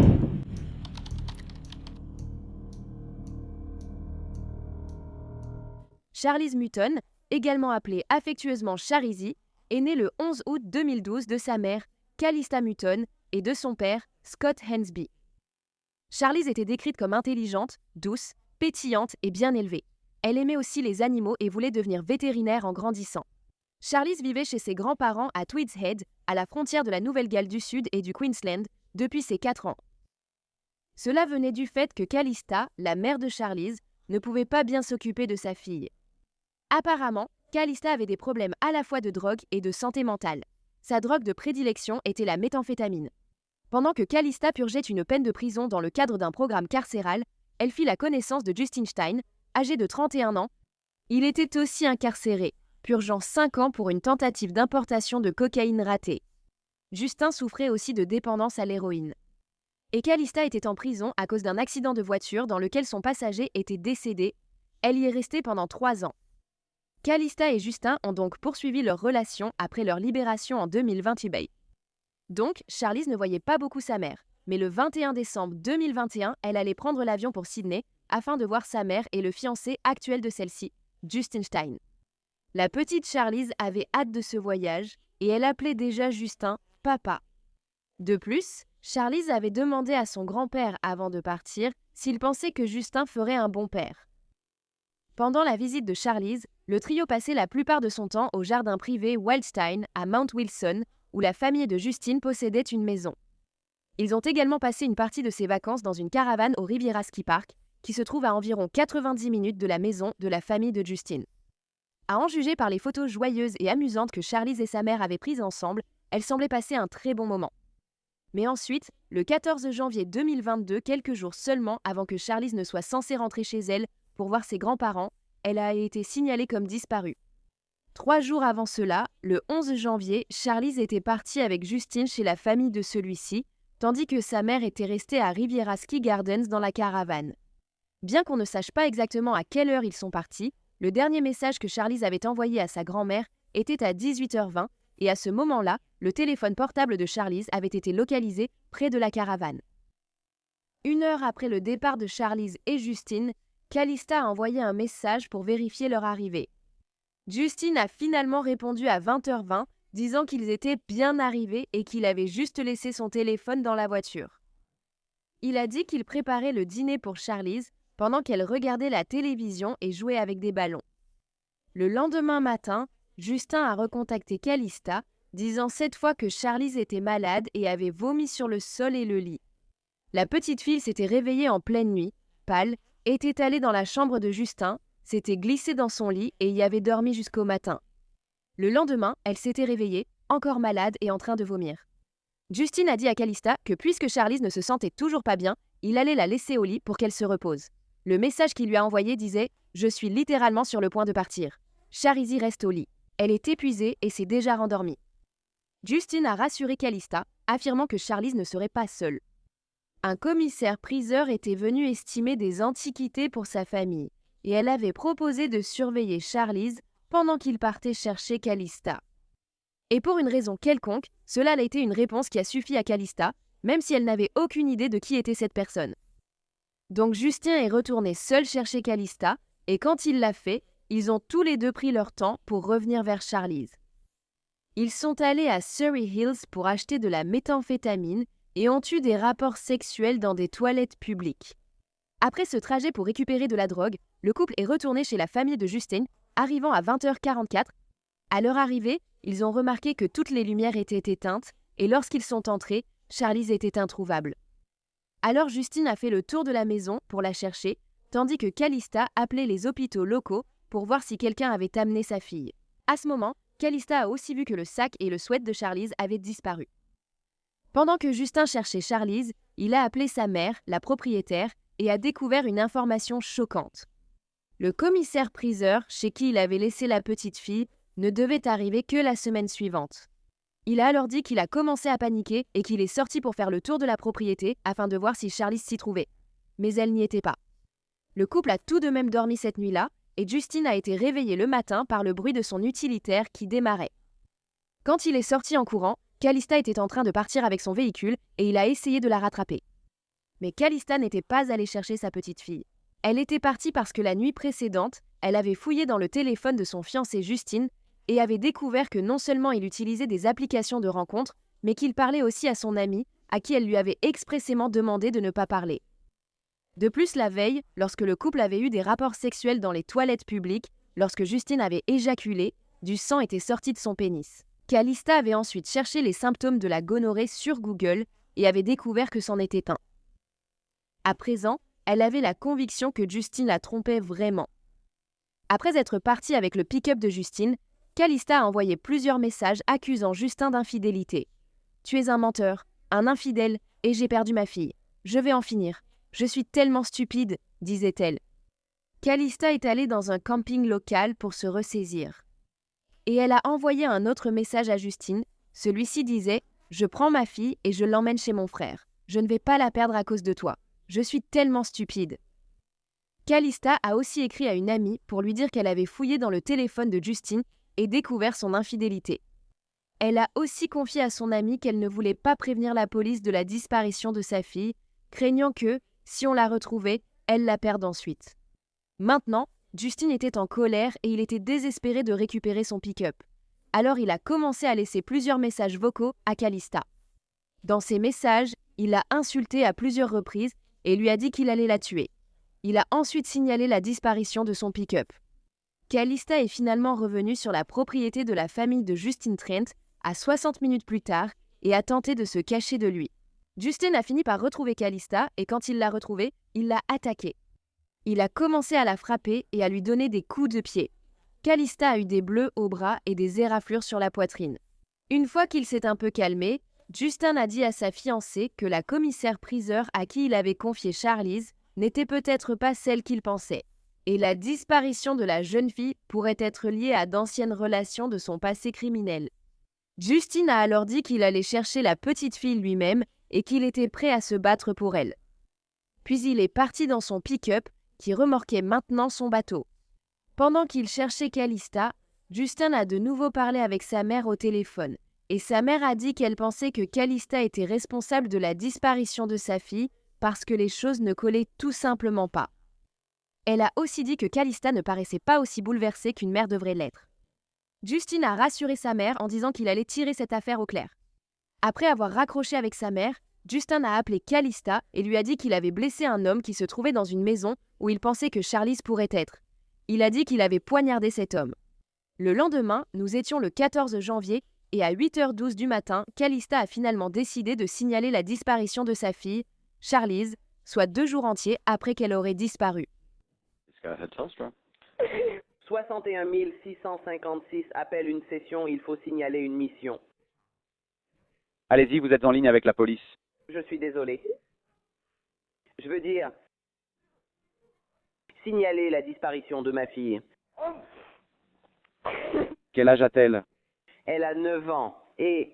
Fille, d'accord. Et quand avez-vous vu votre fille pour la dernière fois? Il y a 2 nuits. 2 nuits, oui. Alors, où est-elle allée il y a 2 nuits? Elle était ici et elle était... Je n'étais pas là. Mon partenaire était là et il... Pendant la matinée, elle était vraiment là. Elle était un peu malade. Donc elle était un peu léthargique et j'étais à 2h30 de route. Et Justin et la dame qui est venue faire la vente aux enchères pour sa maman qui était son amie. Il a demandé si elle pouvait s'occuper d'elle pendant qu'il venait me chercher, parce qu'il ne voulait pas qu'elle soit dans la voiture puisqu'elle vomirait, et elle était d'accord avec ça, et la dame a dit oui, pas de souci, prends tout le temps qu'il te faut. Et quand nous sommes revenus, elles étaient parties et j'ai pensé qu'elles avaient peut-être été emmenées, alors j'ai appelé les hôpitaux, mais... Et apparemment, hier matin, c'était la dernière fois que quelqu'un l'a vue. Oui. Elle n'a passé l'appel qu'après que Justin soit revenu au parc de caravane et lui ait dit que ce n'étaient pas ses associés qui étaient impliqués et qu'elle devait contacter la police. Quelques heures seulement après qu'elle a été signalée disparue, Justin a été emmenée au commissariat de Penrith pour être interrogée. Au bout d'environ 1 heure d'entretien, Justin s'est effondré et a commencé à s'émouvoir, disant qu'il se sentait responsable parce que c'était lui qui avait laissé la petite fille avec celui qu'il pensait être un commissaire-priseur. Et lorsque les détectives lui ont demandé s'il pensait que Charlize n'était plus en vie, il a répondu qu'il pensait qu'elle irait bien. Au fond de mon cœur, je pense qu'elle ira bien parce que je connais le genre de fille qu'elle est. S'il lui était arrivé quelque chose, elle aurait laissé un signe ou quelque chose comme ça. Donc Justin niait à plusieurs reprises avoir quoi que ce soit à voir avec la disparition ou le possible meurtre de Charlize, comme la police le laissait entendre. Il affirmait que Charlize comptait énormément pour lui et qu'il leur aurait dit sans hésiter si quelque chose de grave lui était arrivé. Il a également dit aux enquêteurs qu'il ne pensait pas que Calista se souciait de son enfant autant qu'elle le devrait, ajoutant aussi qu'elle n'avait pas, je cite, Après s'être réveillé en prison, Justin affirmait qu'il essayait de reconstruire sa vie, tandis que Calista passait son temps à ne rien faire. N'étant pas en état d'arrestation, Justin est sorti, a demandé une cigarette, puis a admis aux enquêteurs ne pas avoir été totalement honnête. Et il voulait un deuxième interrogatoire, et pendant ce deuxième interrogatoire, il allait mentir encore plus. Il a déclaré à la police que Charlize n'était pas venue avec lui chez sa mère et qu'il l'avait vue pour la dernière fois le 10 janvier. Il a dit qu'il n'avait appris sa disparition que le 14 janvier et il était sûr que sa mère avait quelque chose à voir avec sa disparition. Alors la police allait fouiller dans le téléphone de Justine, mais l'histoire qu'il leur racontait ne correspondait plus maintenant. Calista était tellement bouleversée par la disparition de sa fille qu'elle a dû être admise à l'hôpital Blue Mountains Memorial. Là-bas, elle a reçu un traitement pour sa santé mentale et les médecins ont également découvert que Calista était enceinte de 8 à 12 semaines de l'enfant de Justine. Dans les jours qui ont suivi la disparition de Charlize, des centaines de policiers et de secouristes ont recherché ses chiens. Des hélicoptères, des bénévoles et des habitants ont passé 5 jours à ratisser les denses forêts de la Montagne Bleue, puis quelques jours après que Charlize a été signalée disparue. La police a pu obtenir les coordonnées géographiques à partir du téléphone de Justine, qui montrait qu'il s'était rendu et arrêté près de la rivière Colo. En arrivant, la police a découvert des traces de pneus, du sable et des marques de frottement au sol près de la route. Plus bas sur le talus vers la rivière, ils ont trouvé un tonneau en plastique orange. Coincé entre deux branches, il semblait avoir été poussé depuis le bord de la route. Dans le tonneau, le corps de Charlize était enveloppé de plastique et recouvert de sable. Elle avait 2 blessures par balle, une dans le bas du dos et une autre à la joue. Une toxicologue médico-légale a finalement déterminé que Charlize avait consommé une dose toxique du médicament kétiapine, ou Seroquel générique, 6 heures avant sa mort. Ce médicament aurait provoqué une profonde sédation chez un enfant. Et devine à qui ce médicament avait été prescrit ? Justin Stein. Ce médicament lui avait été prescrit pour traiter sa schizophrénie et il serait retrouvé au domicile de sa mère, à la montagne. Pendant qu'il recherchait Charlize, la police retraçait également les autres déplacements de Justine. Les données téléphoniques et la vidéosurveillance ont permis de suivre Justine pendant 8 heures le 13 janvier avant qu'il ne retourne dans les Blue Mountains. Comme je l'ai dit, Charlize avait passé la nuit du 11 janvier seule avec Justin, tandis que sa mère était restée au parc de Caravane. On pense que c'est soit dans la soirée du 11 janvier, soit dans la matinée du 12 janvier que Justine a tué Charlize. Le 13, lorsqu'il avait quitté la maison de sa mère pour aller chercher Charlize, les images de vidéosurveillance montrent le Holden Colorado rouge de Justine tirant son bateau et à l'arrière du pick-up se trouvait un tonneau caché sous une bâche bleue. Il a conduit de là jusqu'au Bunnings de Marsden Park où il a acheté des sacs de sable. Après cela, il s'est rendu dans un 7-Eleven à proximité où il a acheté une canette de coca, un granité et une barre Snickers, avant de faire le plein de son bateau dans une station BP voisine. Avant d'abandonner le corps de Charlize, les données de localisation ont révélé que Justin s'était rendu à au moins 3 rampes de mise à l'eau à Sydney, Rose Bay, Germain et Windsor. Justin s'était d'abord rendu au quai de Rose Bay, où il avait tourné plusieurs fois sur le parking avant de repartir pour une raison inconnue. Ensuite, il est allé au quai de Germain, mais a jugé qu'il ne conviendrait pas non plus. De là, Justin s'était rendu à l'embarcadère de Windsor. Et pendant ce temps, Calista lui avait aussi envoyé un message disant « S'il te plaît, ramène notre bébé ». Arrivé à l'embarcadère de Windsor, Justin n'a pas pu mettre son bateau à l'eau, son plan s'effondrait. On pensait que la combinaison du poids de Charlize, du sable et du tonneau était tout simplement trop lourde pour qu'il puisse la soulever et la mettre dans le bateau. Après avoir essayé pendant environ 28 minutes, Justin s'est ensuite dirigé vers la rivière Colo, où il était resté environ 50 minutes pour se débarrasser du corps de Charlize. Après avoir poussé le tonneau contenant le corps de Charlize en bas du talus, Justine était ensuite retournée chez sa mère dans les montagnes à 2h45 du matin. Lors de l'enquête de la police, ils ont découvert qu'un tonneau en plastique manquait effectivement sur la propriété de la mère de Justine, ce qui indique une forte probabilité que le meurtre de Charlize ait eu lieu là-bas. Finalement, Justin finirait par admettre avoir abandonné le corps de Charlize, mais il a déclaré que c'était en réalité sa mère qui l'avait tué par balle et non lui.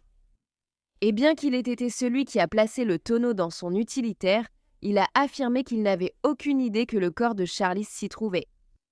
Justine a reconnu avoir participé au plan pour cacher le meurtre de Charlize, mais seulement après avoir découvert que son corps était dans le tonneau.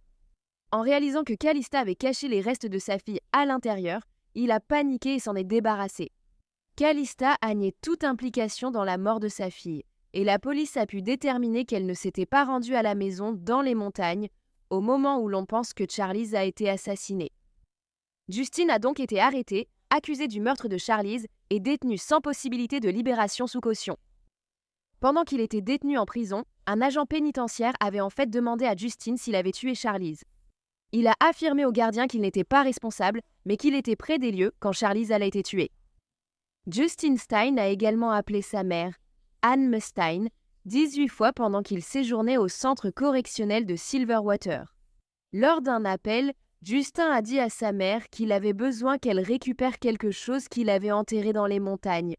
Il lui a dit qu'il avait emprunté certaines choses à des amis pour s'occuper de ses drones, qu'il a ensuite jetés dans un buisson. Mais la mère de Justin lui a dit que la police avait déjà trouvé ce qu'il avait enterré. Justine ne savait pas que, des semaines auparavant, une femme était tombée sur un paquet de branches suspects alors qu'elle cherchait des fleurs sauvages. La femme n'y avait d'abord pas prêté attention, mais après en avoir parlé à son fils, membre de l'équipe d'urgence recherchant Charlize, il lui a conseillé de prévenir la police. Les enquêteurs se sont rendus près d'un sentier coupe-feu dans les Blue Mountains et ont déterré 2 fusils et des munitions. L'un de ces fusils était équipé d'une lunette et la police a fini par déterminer que Justine l'avait acheté quelques mois plus tôt sur eBay. Et une fois que cette lunette a été envoyée pour analyse, ils ont découvert que les empreintes digitales de Justine étaient partout dessus. Donc, des armes à feu avaient en fait été volées dans une propriété voisine à Mount Wilson par Justine et Calista en novembre 2021. L'une de ces armes a été utilisée pour tuer Charlize. Calista et Justine ont tous les deux fini par être inculpés pour le vol de ces armes.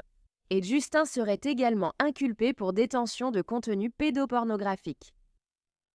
Plus de 4 mois après le meurtre de Charlize Martin, l'homme accusé de l'avoir tuée était de retour au tribunal pour faire face à de nouvelles accusations.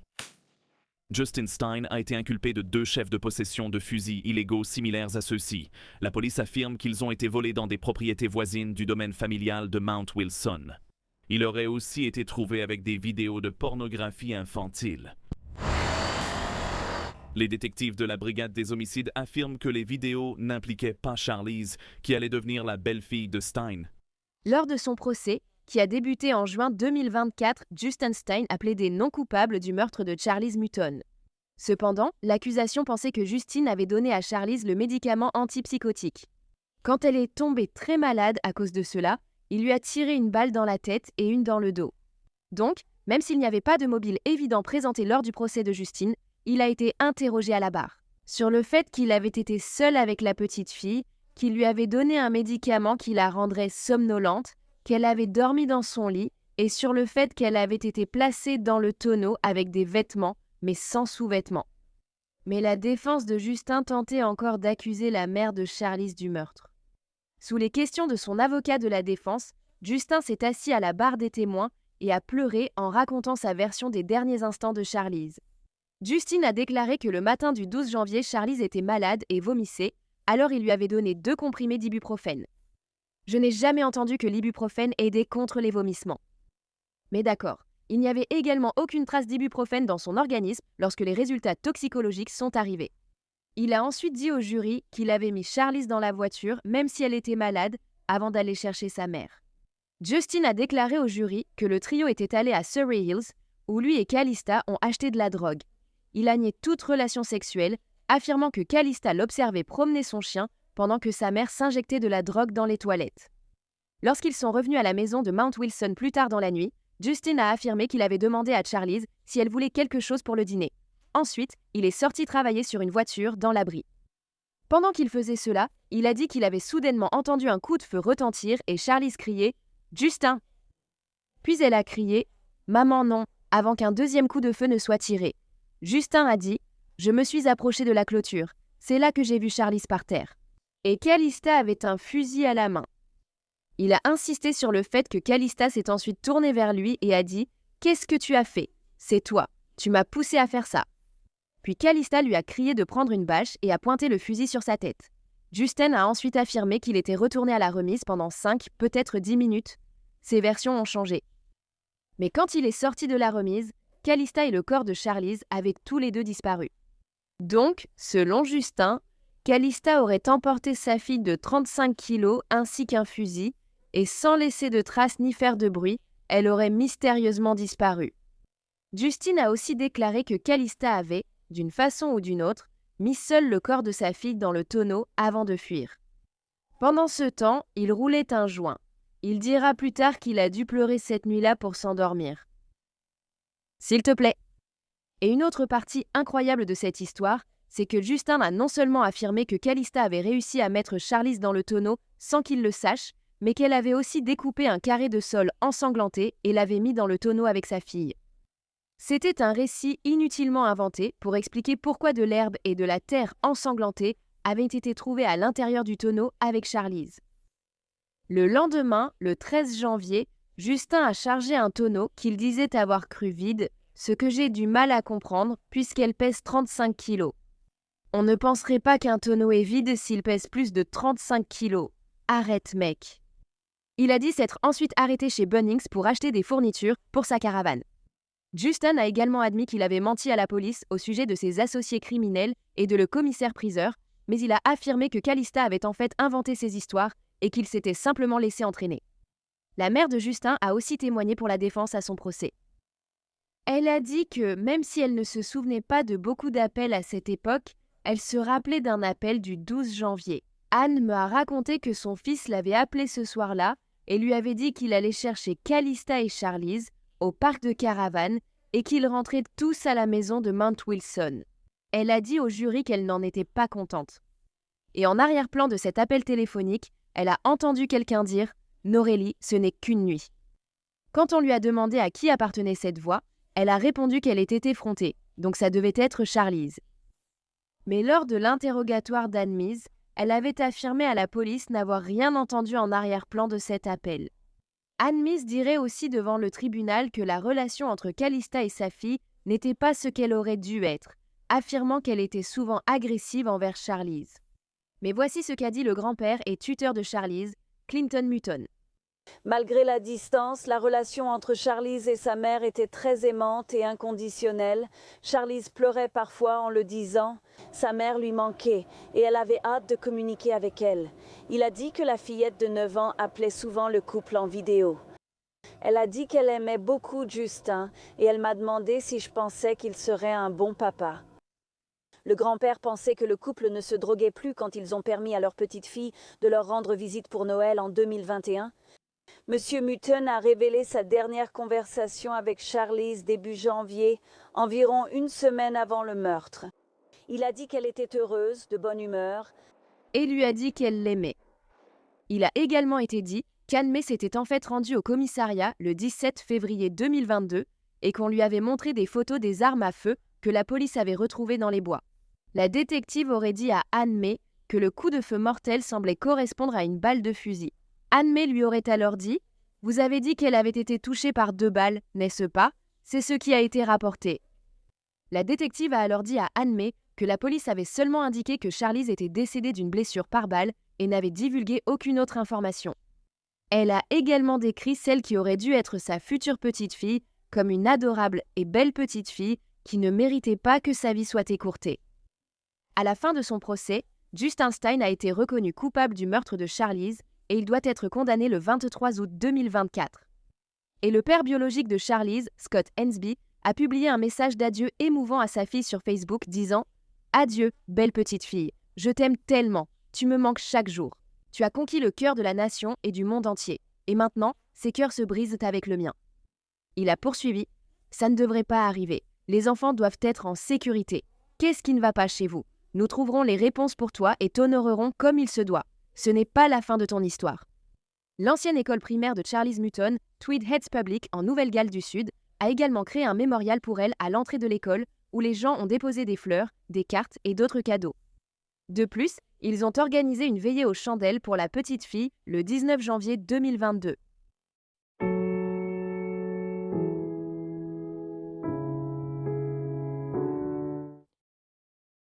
Toute sa vie tournait autour de ses enfants. Je ne sais pas ce qui s'est brisé ni ce qui a changé. Je voudrais dire qu'elle a rechuté, mais je l'ignore.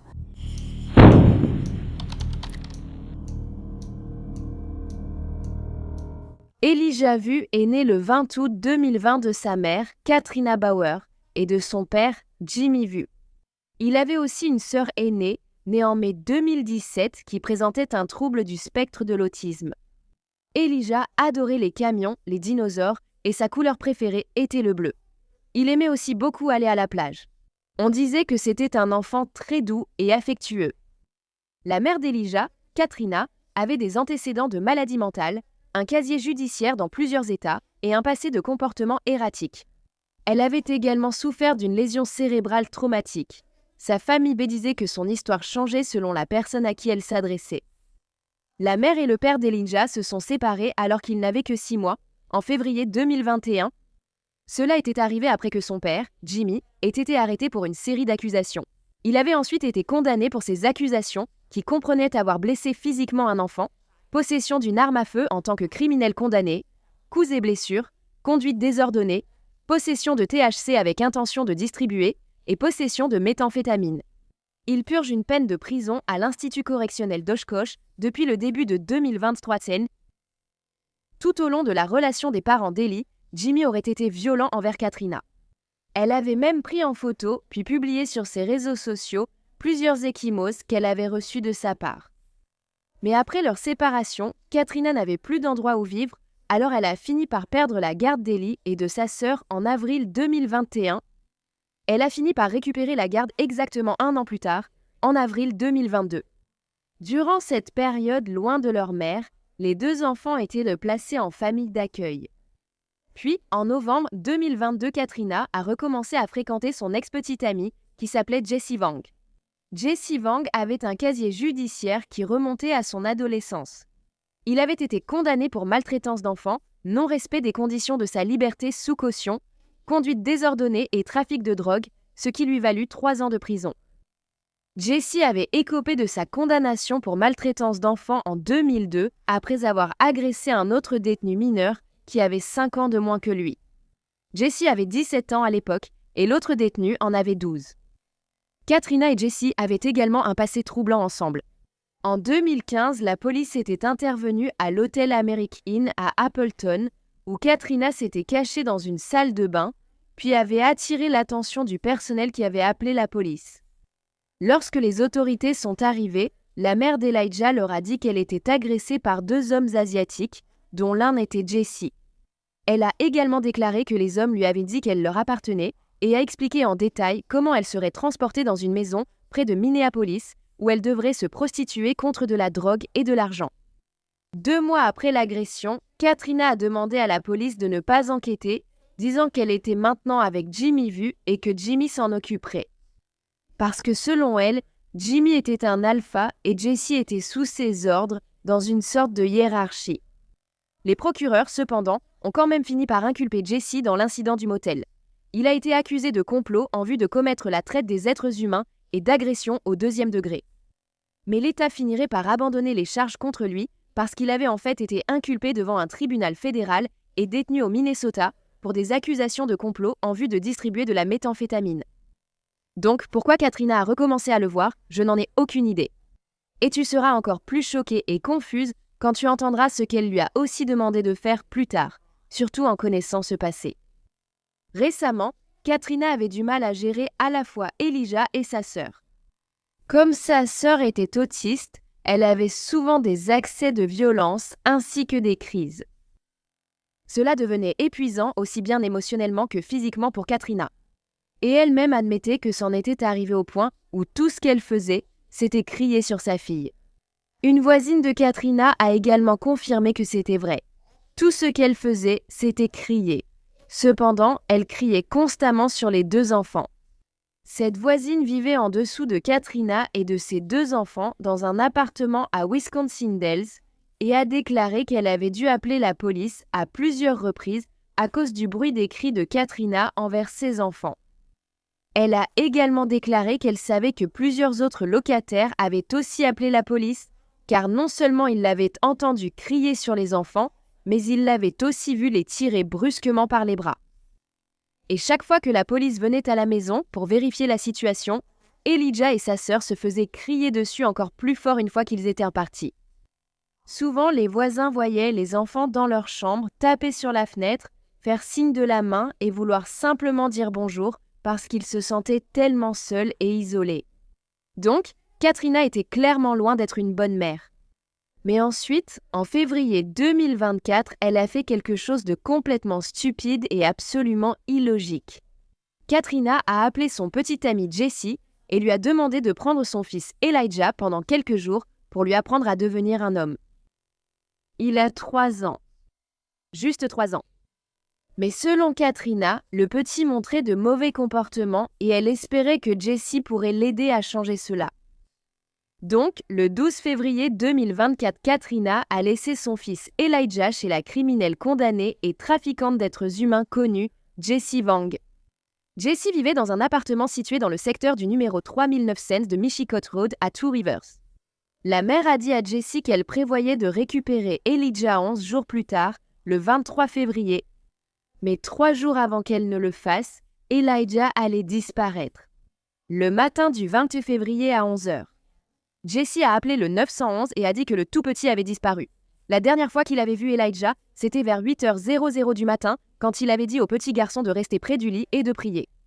Jessie s'était ensuite endormi et, lorsqu'il s'est réveillé des heures plus tard, Elijah avait disparu. Une alerte Amber pour le garçon de 3 ans a été immédiatement lancée et la recherche d'Elijah a commencé. Les détectives ont convoqué Jessie Wang et la mère d'Elijah, Katrina, pour les interroger. Lorsque la police a interrogé Jessie, qui était la dernière personne à avoir vu Elijah, il leur a dit que la veille au soir, il avait changé la couche d'Elijah vers 8 ou 9 heures du soir. Et ensuite, il avait mis le petit garçon en punition avant l'heure du coucher. Ensuite, pendant qu'Elijah restait debout à prendre sa punition, Jessie est allée dans l'autre pièce, a regardé un film, bu 3 bières et pris un relaxant musculaire pour l'aider à dormir. Le lendemain matin, Jessie s'était réveillée vers 7h30 et avait préparé son propre fils ayant des besoins particuliers pour l'école. Il l'avait raccompagné à son arrêt de bus. Quand il avait quitté la maison, Ellie dormait sur le futon. Et quand Jesse est revenu à 8h, lui et Ellie ont pris le petit déjeuner ensemble. Après cela, on avait demandé au petit garçon de s'agenouiller au pied de son lit et de prier, pendant que Jesse allait dans l'autre pièce et s'endormait, laissant Ellie complètement sans surveillance. Puis, lorsque Jesse s'est réveillé de sa sieste des heures plus tard, Ellie était introuvable.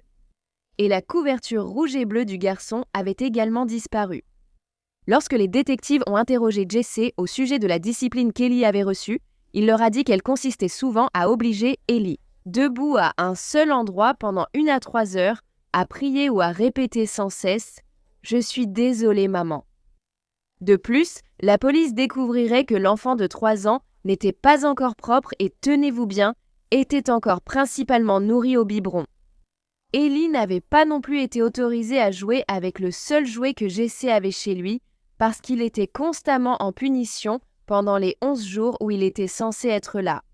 C'est ridicule. Ensuite, lorsque les autorités ont commencé à parler avec la mère d'Ellie, Katrina, elles ont commencé à recevoir des déclarations contradictoires, à la fois concernant sa localisation et les événements ayant précédé la disparition d'Ellie. Katrina a également tenté de défendre son choix d'envoyer Ellie chez Jesse au départ, en disant qu'elle avait discuté avec Jesse des limites à ne pas dépasser dans la punition qu'elle ne voulait pas voir infliger à son fils. Mais en réalité, Katrina connaissait les méthodes disciplinaires que Jesse utilisait et elle avait envoyé son fils de 3 ans là-bas pour des raisons disciplinaires. Elle savait aussi que Ellie ne recevrait pas les soins nécessaires chez Jesse. Dans le cadre de leur enquête, les détectives allaient également fouiller les téléphones portables de Jesse et de Katrina. C'est là qu'ils allaient découvrir que Katrina leur avait menti sur ses allées et venues, car elle avait en réalité été présente à Two Rivers certains jours où Ellie s'y trouvait aussi chez Jesse. Les relevés téléphoniques montraient également que Jesse avait informé Katrina d'un incident survenu le 17 février, au cours duquel Ellie avait trop rempli sa couche. Cela a conduit Jesse à lui donner une douche froide comme punition. Apparemment, Katrina s'était en fait rendue chez Jesse peu de temps après cet incident du 17 février et elle a admis avoir vu son fils à ce moment-là. Elle s'était également rendue chez Jesse la veille, le 16 février.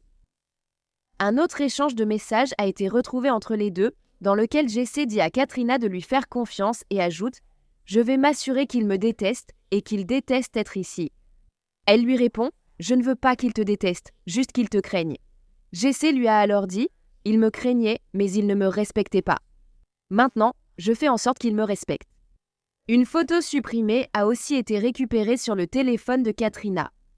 Elle était datée du 14 février, on y voyait Elijah les yeux bandés, allongé sur un lit, et il avait ce qui semblait être des ecchymoses sur la tête, le cou et le bras. Il y avait aussi une autre photo du lendemain, le 15 février, qui montre Ellie debout dans un coin, portant seulement une couche pleine, et il est en train de prier. Les autorités menaient une enquête intense pour tenter de localiser Ellie. Leur recherche approfondie de la zone comprenait l'utilisation de chiens, le survol de la région par des drones et la fouille des rivières. La police de Two Rivers a juré qu'elle ne négligerait aucune piste. Ils finiraient également par effectuer des recherches dans les décharges voisines, ainsi qu'à la casse Avery, celle qui appartenait à la famille de Stephen Avery. Des centaines de bénévoles se joindraient également aux recherches pour le petit Elijah. La chasse aux bambins finirait par s'étendre au-delà du comté de Manitowoc et dans les comtés environnants. Outre les recherches, les habitants ont soutenu en plaçant des rubans et lumières bleues et verts dans toute la ville. Le bleu était la couleur préférée d'Elijah et le vert est un symbole d'espoir pour le retour des enfants disparus. Quelques jours seulement après qu'Elijah ait été signalé disparu, sa mère, Katrina, âgée de 31 ans, a été arrêtée et accusée de négligence envers un enfant. Elle a été détenue sous une caution en espèces de 15 000 $. Jesse Wang, âgé de 39 ans, a bien sûr également été arrêté et accusé de négligence envers un enfant. Il a été détenu sous une caution en espèces de 20 000 $. Quelques semaines plus tard, en mars, l'accusation initiale de négligence envers un enfant contre Katrina a été requalifiée en négligence chronique envers un enfant. Après qu'il a été découvert que, le 16 février, Katrina avait laissé Elijah tout seul dans l'appartement de Jesse, pendant qu'elle et Jesse s'étaient rendus à différents endroits dans la ville de Manitowoc. Une accusation supplémentaire de négligence envers un enfant a aussi été ajoutée, concernant sa fille de 6 ans. La raison de cette accusation était que des preuves avaient montré que Katrina avait laissé sa fille de 6 ans seule dans une voiture pendant environ 1 heure, le 14 février. Pendant ce temps, la voiture était éteinte alors qu'il faisait froid. Après tout, c'était février dans le Wisconsin et les températures ce jour-là n'étaient qu'entre 3 et 1 degré. Et la raison pour laquelle elle avait laissé sa fille dans la voiture était pour pouvoir entrer dans l'appartement de Jesse et avoir des relations sexuelles avec lui. Cela a été découvert après que la police ait trouvé un message texte dans lequel Katrina disait à Jesse qu'elle allait éteindre la voiture pour qu'aucune lumière ne soit allumée et que cela n'attire pas l'attention. Elle savait que c'était mal, mais elle l'a fait quand même. 2 accusations supplémentaires d'entrave à la justice ont également été retenues contre Katrina, et cela était basé sur le fait qu'elle avait initialement dit à Jesse de ne pas coopérer avec les autorités pour retrouver son fils. Si ce n'est pas une preuve de culpabilité, je ne sais pas ce que c'est. Lors de la même audience au tribunal où cette information a été révélée, l'avocat de Katrina a également déposé une requête pour que sa caution de 15 000 $ soit réduite à une simple reconnaissance de dette. Reconnaissance de dette. Il a affirmé qu'elle ne représentait pas un danger pour le public ni un risque de fuite. La mère de Katrina, Jody Bauer, n'était cependant pas d'accord avec ce point de vue, et une déclaration qu'elle avait écrite a été lue à haute voix au tribunal. Dans sa déclaration, Jody a expliqué pourquoi elle estimait la caution de sa fille justifiée et qu'elle ne devait pas être réduite. Elle a affirmé que Katrina luttait contre l'anxiété et la dépression depuis des années et qu'elle était connue pour avoir un comportement erratique. Jody elle-même a déclaré qu'elle avait été victime des abus verbaux et psychologiques de sa fille pendant longtemps.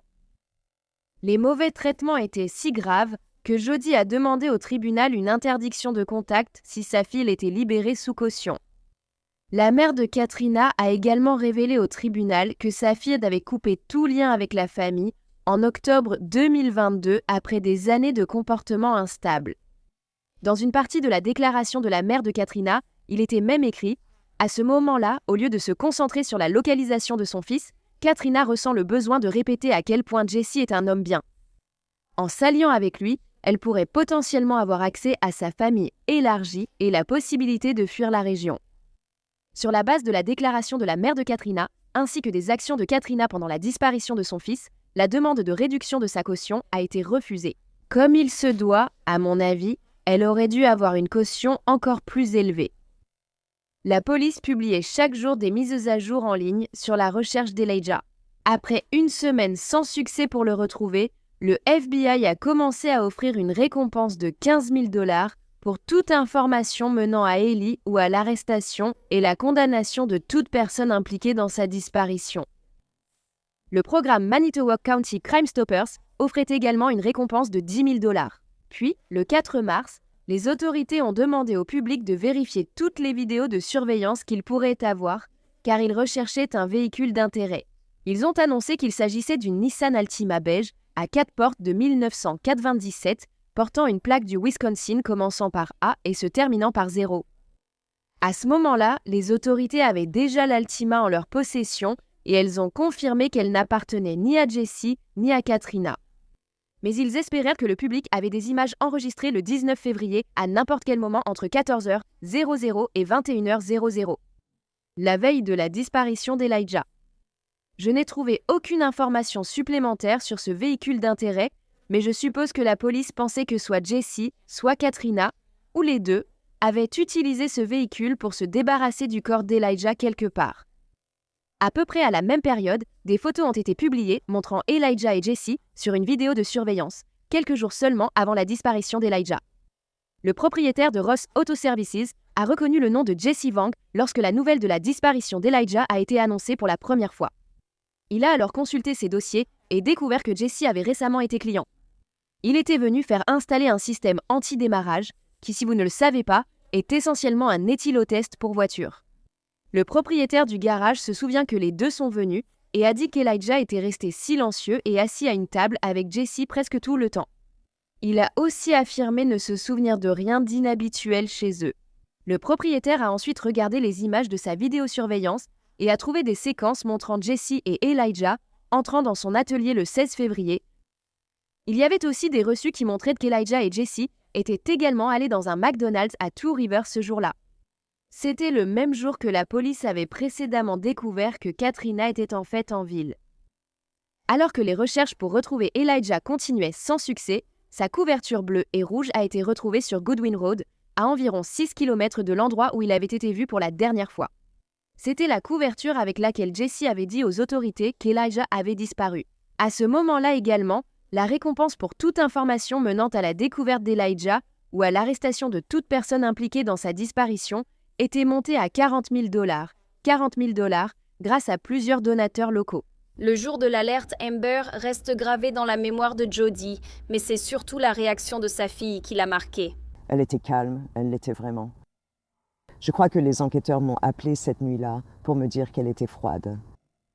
Qu'elle ait été détachée ou dans le déni, je ne sais pas. Les enquêteurs disent que Katrina a envoyé Elijah chez son petit ami Jesse Vang à Two Rivers pour apprendre à devenir un homme. Vang a déclaré à la police qu'en se réveillant d'une sieste le 20 février, le garçon avait disparu. C'était l'instinct maternel, la colère, l'instinct, l'hystérie qui manquait, et ça m'a vraiment frappée. Quand tu lui as parlé, est-ce qu'elle demandait « Où est Eli ?» Est-ce qu'elle cherche toujours à savoir où il est? À ce moment-là, elle croyait encore qu'il était juste sorti. C'est une théorie que la police de Two Rivers a écartée. Selon ce qu'ils ont dit à 12 News, ils ne pensent pas non plus que la fillette de 3 ans ait été enlevée. Je ne pense pas que Trina en sache plus, parce que je crois qu'elle aurait craqué à ce stade. Jody pense que trouver des réponses dépend du fait que sa fille reçoive des soins de santé mentale. Tant qu'on ne l'aura pas aidée à distinguer le réel de l'irréel, on ne saura pas. Puis, en juillet 2024, Katrina a de nouveau demandé au tribunal de réduire sa caution de 15 000 à seulement 5 000 $. Mais cela a de nouveau été refusé par le juge. Katrina Bauer a comparu devant le tribunal du comté de Manitowoc via Zoom. Sa nouvelle avocate, Amber Grotz, a demandé de réduire la caution de 15 000 $ à 5 000 $. Katrina Bauer est la mère d'Elijah Vu, âgé de 3 ans, qui a disparu le 20 février. Elle a été inculpée de négligence envers un enfant, mais pas directement liée à sa disparition. Je pense que cela suffit pour garantir sa présence, surtout compte tenu de ses liens avec la communauté et l'État. L'État s'est opposé à la requête et Jimmy Vu, le père d'Elijah, s'est aussi adressé au tribunal. Je voudrais demander que la caution soit refusée.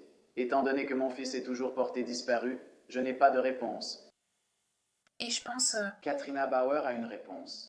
Le juge Robert DeWayne a maintenu la caution, mais a assoupli l'interdiction de contact de Bauer avec les moins de 18 ans, autorisant uniquement un contact supervisé avec ses enfants.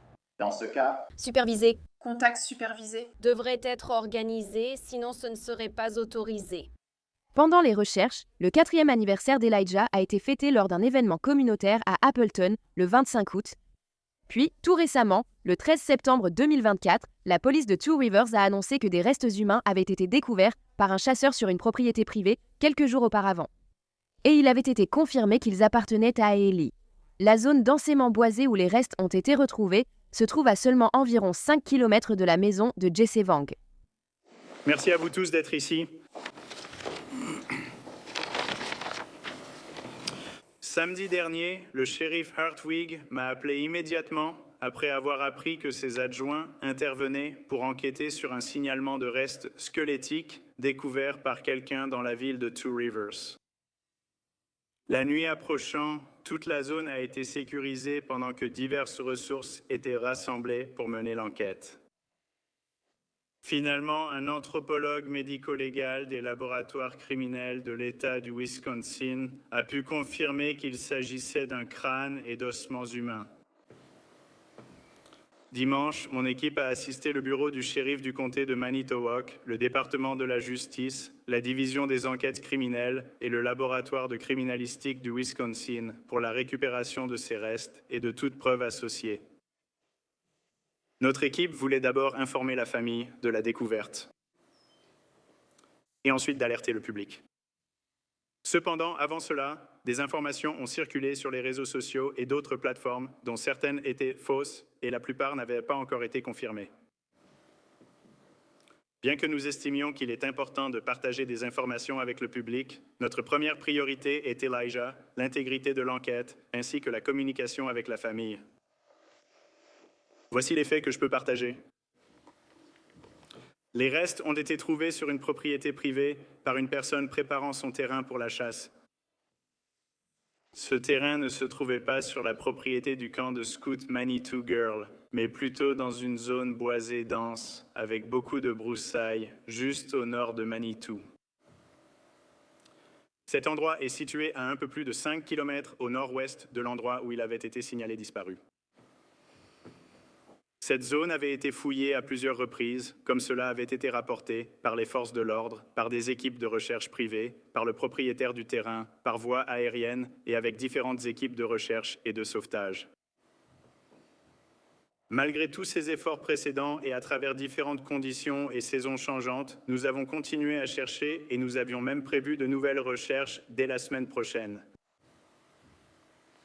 Les restes trouvés par le chasseur et récupérés par la police ont été envoyés au laboratoire de criminalistique du Wisconsin pour des tests ADN d'identification. C'est le cœur lourd que je vous annonce aujourd'hui que ces restes ont été identifiés comme étant ceux d'Elijah Vu. Donc, la zone où le corps d'Elijah a été retrouvé avait en fait été fouillée à plusieurs reprises. Donc, soit il a été manqué à plusieurs reprises, soit il a été placé là après que la zone ait déjà été fouillée. La femme qui garde son cheval ici affirme que Katrina Bauer, la mère d'Elijah, a vécu autrefois juste en face de l'endroit où un chasseur a découvert des restes humains samedi, selon les forces de l'ordre. 12 News a obtenu une photo montrant Bauer tenant le petit Elijah dans la main d'une petite fille que nous ne nommons pas. Sa mère, la grand-mère d'Elijah, a confirmé que sa fille avait bien vécu là quelque temps. La rambarde bleue et les marches en ciment devant sur la photo appartiennent à la propriété en face de la zone boisée où un chasseur de cerfs a trouvé des restes squelettiques. Regardez News Chopper 12 avec la vue exclusive des enquêteurs fouillant la zone boisée de l'autre côté de la rue dimanche soir, dans la région rurale du comté de Manitowoc. Une unité mobile a déployé plusieurs véhicules des forces de l'ordre près du camp Manitou. La mère d'Elijah, Katrina, a également publié une déclaration après la découverte du corps de son fils. Elle a dit qu'elle était tout simplement dévastée par les récentes nouvelles et qu'elle avait continué d'espérer qu'il serait retrouvé vivant. Depuis la découverte du corps du petit Elijah, Un mémorial devant son ancienne maison ne cesse de grandir alors que la communauté pleure sa perte. La police n'a pas encore indiqué quand elle pourrait déterminer ou communiquer la cause de son décès.